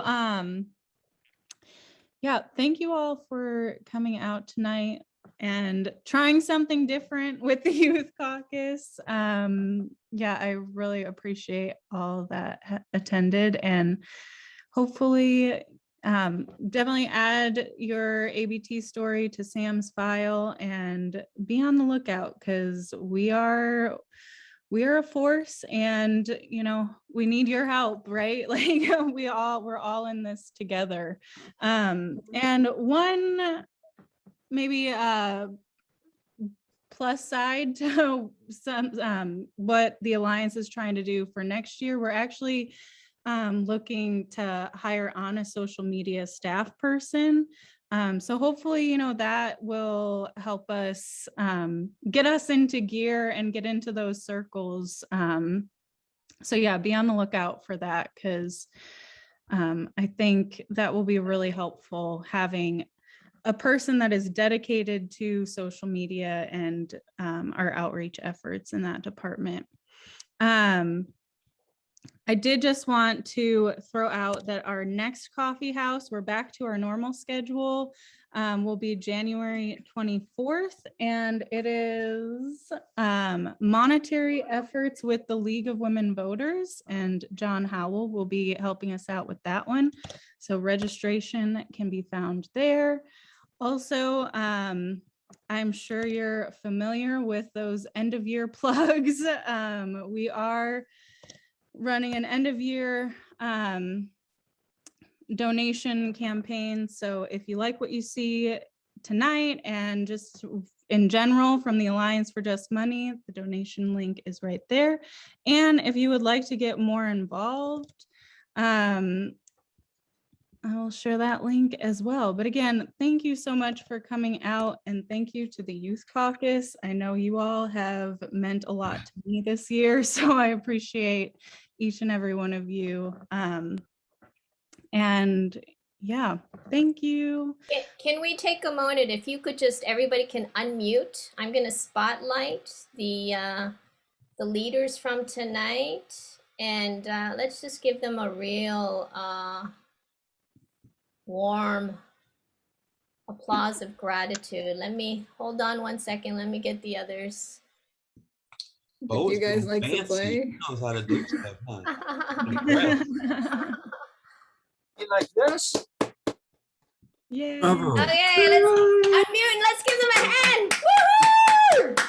Thank you. Thank you. I put the 2 links in the chat that people are looking for. Youth power. Hooah!